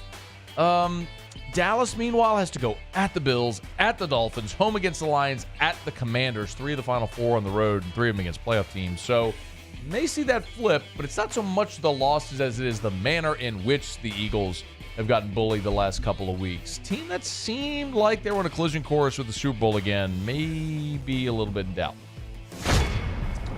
Man, it was a rough weekend for one of the most competitive divisions so far in the NFL this year. That's the AFC South. The Jaguars, L to the Browns. The Colts got blown out by the Bengals, and the Texans got blown out by Zach Wilson and the Jets. C.J. Stroud out of that, did leave that game, has a concussion for what it's worth. It's intriguing, though, because while the Jaguars are still leading the division by game and looking at that 4 seed, the Colts and the Texans are vying for that last spot in the playoffs. With all 3 of them losing, that tightens that race. Just something to keep an eye on as you go further in the year with 4 games left. The NFC South. Does anyone want to win it? No. Yeah, I don't think so. Somebody has to. They're all tied, or no, not all tied. There's 3-way tie between the Saints, the Falcons, and the Bucs at 6 and 7. Carolina's officially been eliminated from playoffs, but who's going to win this division? And the sad part about it is 2 teams from this division could actually still make the playoffs because the NFC is just terrible in general. Zach Wilson good? He's better than Tim Boyle. 27-36 for 301, 2 touchdowns. Robert Saleh said it's his best game as a pro. We all know he's got the physical ability. That's why he went number 2 overall. You have to find the unlock. I don't know. Houston's a pretty damn good team. D'Amico Ryan's a good coach. They got a good defense. And Zach Wilson of the Jets put it on them. Now, the game was tied with no score at halftime. Love it. So it did. Immaculate hat. Nothing but punts, bro. They did break through in the It's second like half. Kurt Ferentz's wet dream. I know. Hey, look, man, save that for 7 to 10, all right? All right, come on. Well, it kind of was. I mean, too far? Yes. All right. It's because now you have kids in the car with their parents going, Daddy, what is 5? that? Yes. Okay. I thought we'd be clear of that. All right. I'm sorry. All right. That's all. Hey, if you want to bet on the NFL, you can do so at DraftKings. Download the DraftKings Sportsbook app. Use the promo code Baton Rouge, not just the NFL, but you do have 2 Monday Night Football games. Otter's coming up on the flip side of this break. He's going to give his picks on both Monday Night Football games. You want to bet on them? Then don't wait. Download the DraftKings Sportsbook app. Do it right now. Download the DraftKings Sportsbook app. Hey, remember, use the promo code Baton Rouge, one word, Baton Rouge. When you download the DraftKings Sportsbook app, use the promo code Baton Rouge. Make a $5 NBA bet. Anything. Any NBA bet. They'll give you $150 in bonus bets instantly at the DraftKings Sportsbook. So what are you waiting on? They've got great specials and great boosts available every single day. So just go to the app, look at the top. You'll see all the boosts available. It's at the DraftKings Sportsbook. Make a $5 NBA bet. Any $5 NBA bet, they'll give you $150 in bonus bets instantly. Have some fun. Get in the game. Bet on the NFL. You got college bowl season right around the bend. NBA and college basketball in full swing. There's something every night. It's way more fun when you got a little skin in the game. It's DraftKings, the official sports betting partner of the NBA. DraftKings. The crown is yours. 21 and older, physically present in Louisiana. Select parishes only. Bonus bets expire 168 hours after issuance. Eligibility and deposit restrictions apply. Terms at sportsbook.draftkings.com/basketball terms. Licensing partner Golden Nugget Lake Charles. Gambling problem? Call 1-800-GAMBLER. 1-800-426-2537. All right. It is after further review. We're glad to have you aboard with us here. We will chat with Jimmy out when we come back. What a day for the Otter. My goodness. If you were not following along, Jimmy on his picks went 5-0. By my count, and I don't know if this is accurate, but by my count, they were 8-2 yesterday on Football Sunday. I keep telling y'all, man, if you ain't betting along with the Otter and his guys over at Jimmy Ott's Football Sunday, you're just doing it wrong, and you're costing yourself the opportunity to pay for your kids' college. Being moderately facetious. Anyway, all right, we will knock out our final break of the show. We'll come back, and Jimmy will be here for Otter Lock. Stick around. It's AFR. AFR. It's a raving fan shout-out. Presented by Darren James & Associates, brokered by eXp Realty. Actually have something brand new to tell you. Darren James is switching to LPT Realty. Real estate reimagined. Darren James & Associates, now brokered by LPT Realty. Expanded communication, expanded resources, and if you are a realtor or thinking about being a realtor, their payment structure for realtors could change yours and your family's lives for the better. So if you're a realtor or interested in real estate, it is so worth a call to Darren James. If you're buying or selling a home, nothing changes. Remember, you're still getting all the great resources of the number one realtor in our state, Darren James. 335-7666 or agent225.com. Think real estate, think Darren James. Bayou Ford has the new inventory to get you in a new Ford truck or SUV today, or customize your next vehicle just the way you want it. All new Bayou Ford vehicles come with a 1 million mile powertrain warranty. The crew at Bayou Ford is going to do right by you. His name was King. He had a horse along the countryside. I saw him ride. One day they found him. I've been doing business with Luba for 25 years. They're dependable, trustworthy. It's just the attention to detail with our clients. Our folks have years and years of experience. They're highly trained professionals. But many companies have that asset. What I'd like to think makes Luba a bit different is that we use those talents in a way that truly is dedicated to serving the needs of the folks who depend on us.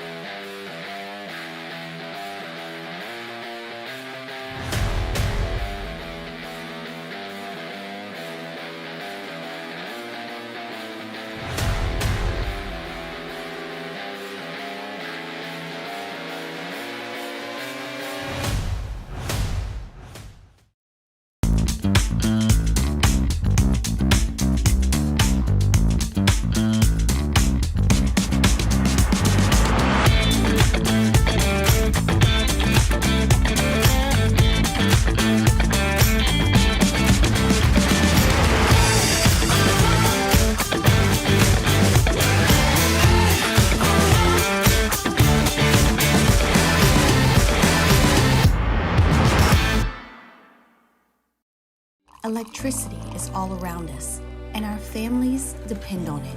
Every day is sparked by the power of a cold drink or a warm meal, a movie night, and a comforting light at the end of a dark hallway.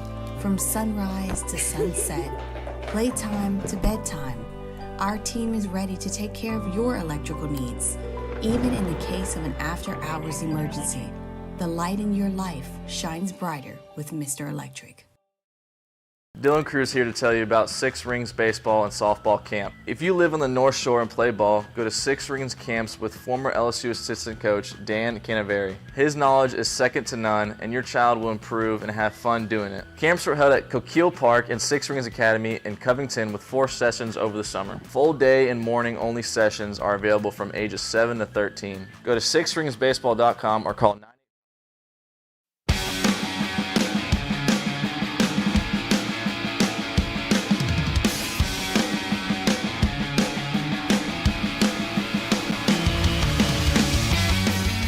After further review with Matt Moscona, presented by Relief Windows. Windows, doors, siding. Call 288-8138 or visit reliefwindows.com. Down the stretch, we come final segment here on a Monday edition of AFR. One thing left to do. Let's find out what we're betting on tonight. It's time for Otterlocks. Otterlocks, presented by Lofton Staffing Services. At Lofton, we put people to work. Call us today at 924-0200 or go to lofton.jobs. So we turn to the one and only, the incomparable, the often incomprehensible, and the smoking red hot. When you're hot, you're hot. Jimmy Ott. Otter, how are you? Doing great, man.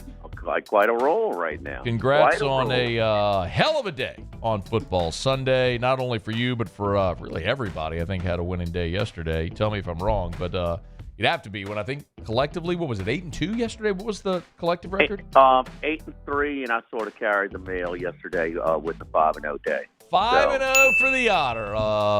Thank you very much. All right, Otter. Let's keep. Oh, sorry. Go ahead. And Musso filled in pretty good. We had a 4-0 Thursday. So, the Pacers plus the points, both games under. Got to keep that in mind for next year's in-season tournament. More intensity on the defensive end. 5 of the 7 games, single elimination games, went under once they got to the quarterfinals. So.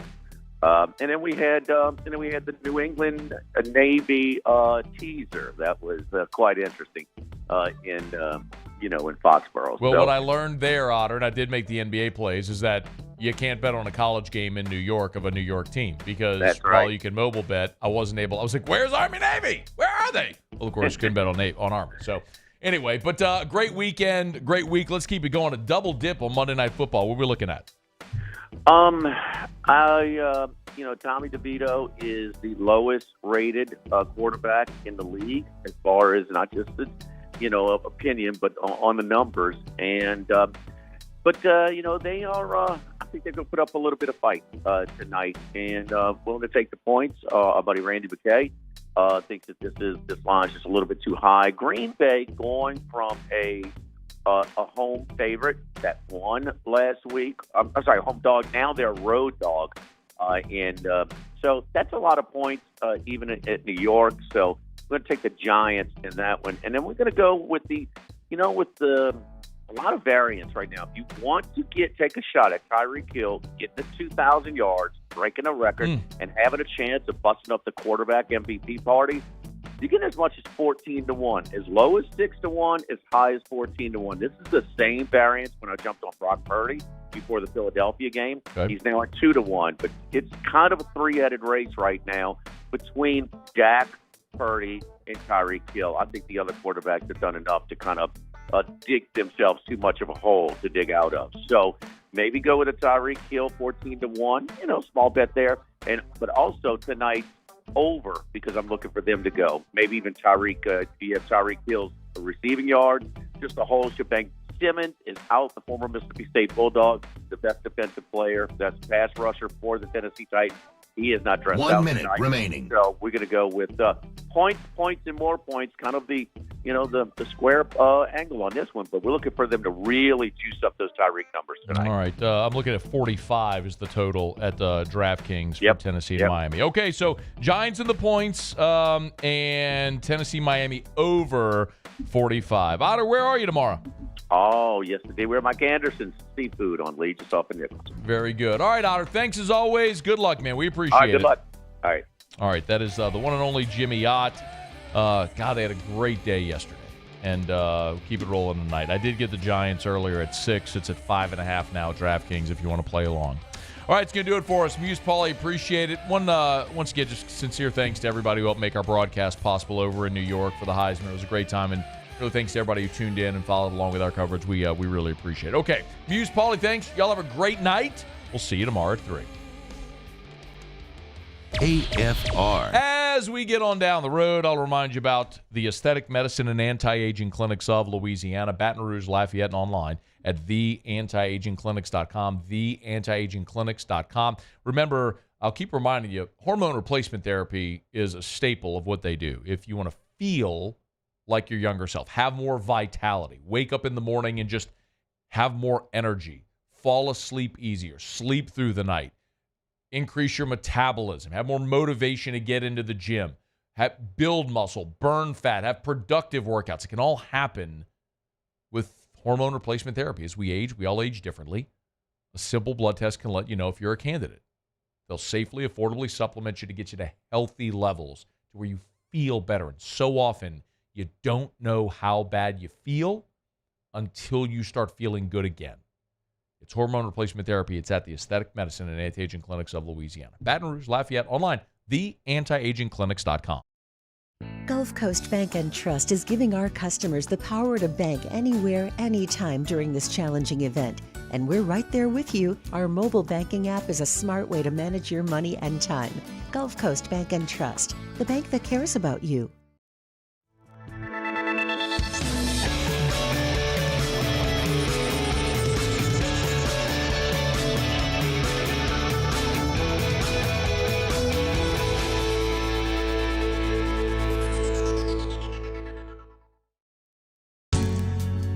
Was a humid day, barefoot children play, looking for that summer shade, time to slip away. Oh, Louisiana, some kind of hold on me, like cypress stumps, your roots are planted deep inside of me. I've been doing business with Luba for 25 years. They're dependable, trustworthy. It's just the attention to detail with our clients. Our folks have years and years of experience. They're highly trained professionals, but many companies have that asset. What I'd like to think makes Luba a bit different is that we use those talents in a way that truly is dedicated to serving the needs of the folks who depend on us. Hey, boat owners, check it out. It is the holiday season, which means it's time to buy yourself a gift by taking your boat to the next level with our friends at Front to Back Boat Service. Now is the perfect time to upgrade your boat and get it ready for that warmer weather, whether that's trolling motors, HD sonar, anything and everything. The Sherman family's been at it for 30 years, and Devin's going to take you through 30 more. Find them on Facebook at Front to Back Boat Service or go to fronttobackboatservice.com.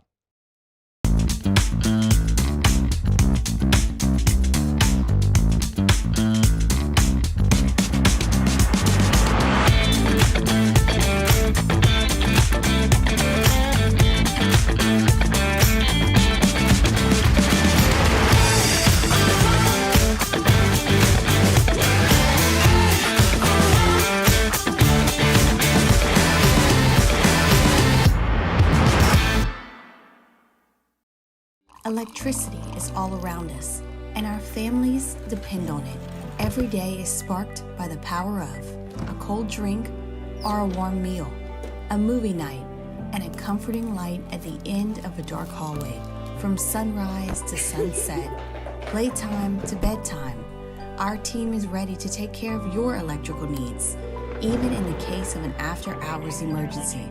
The light in your life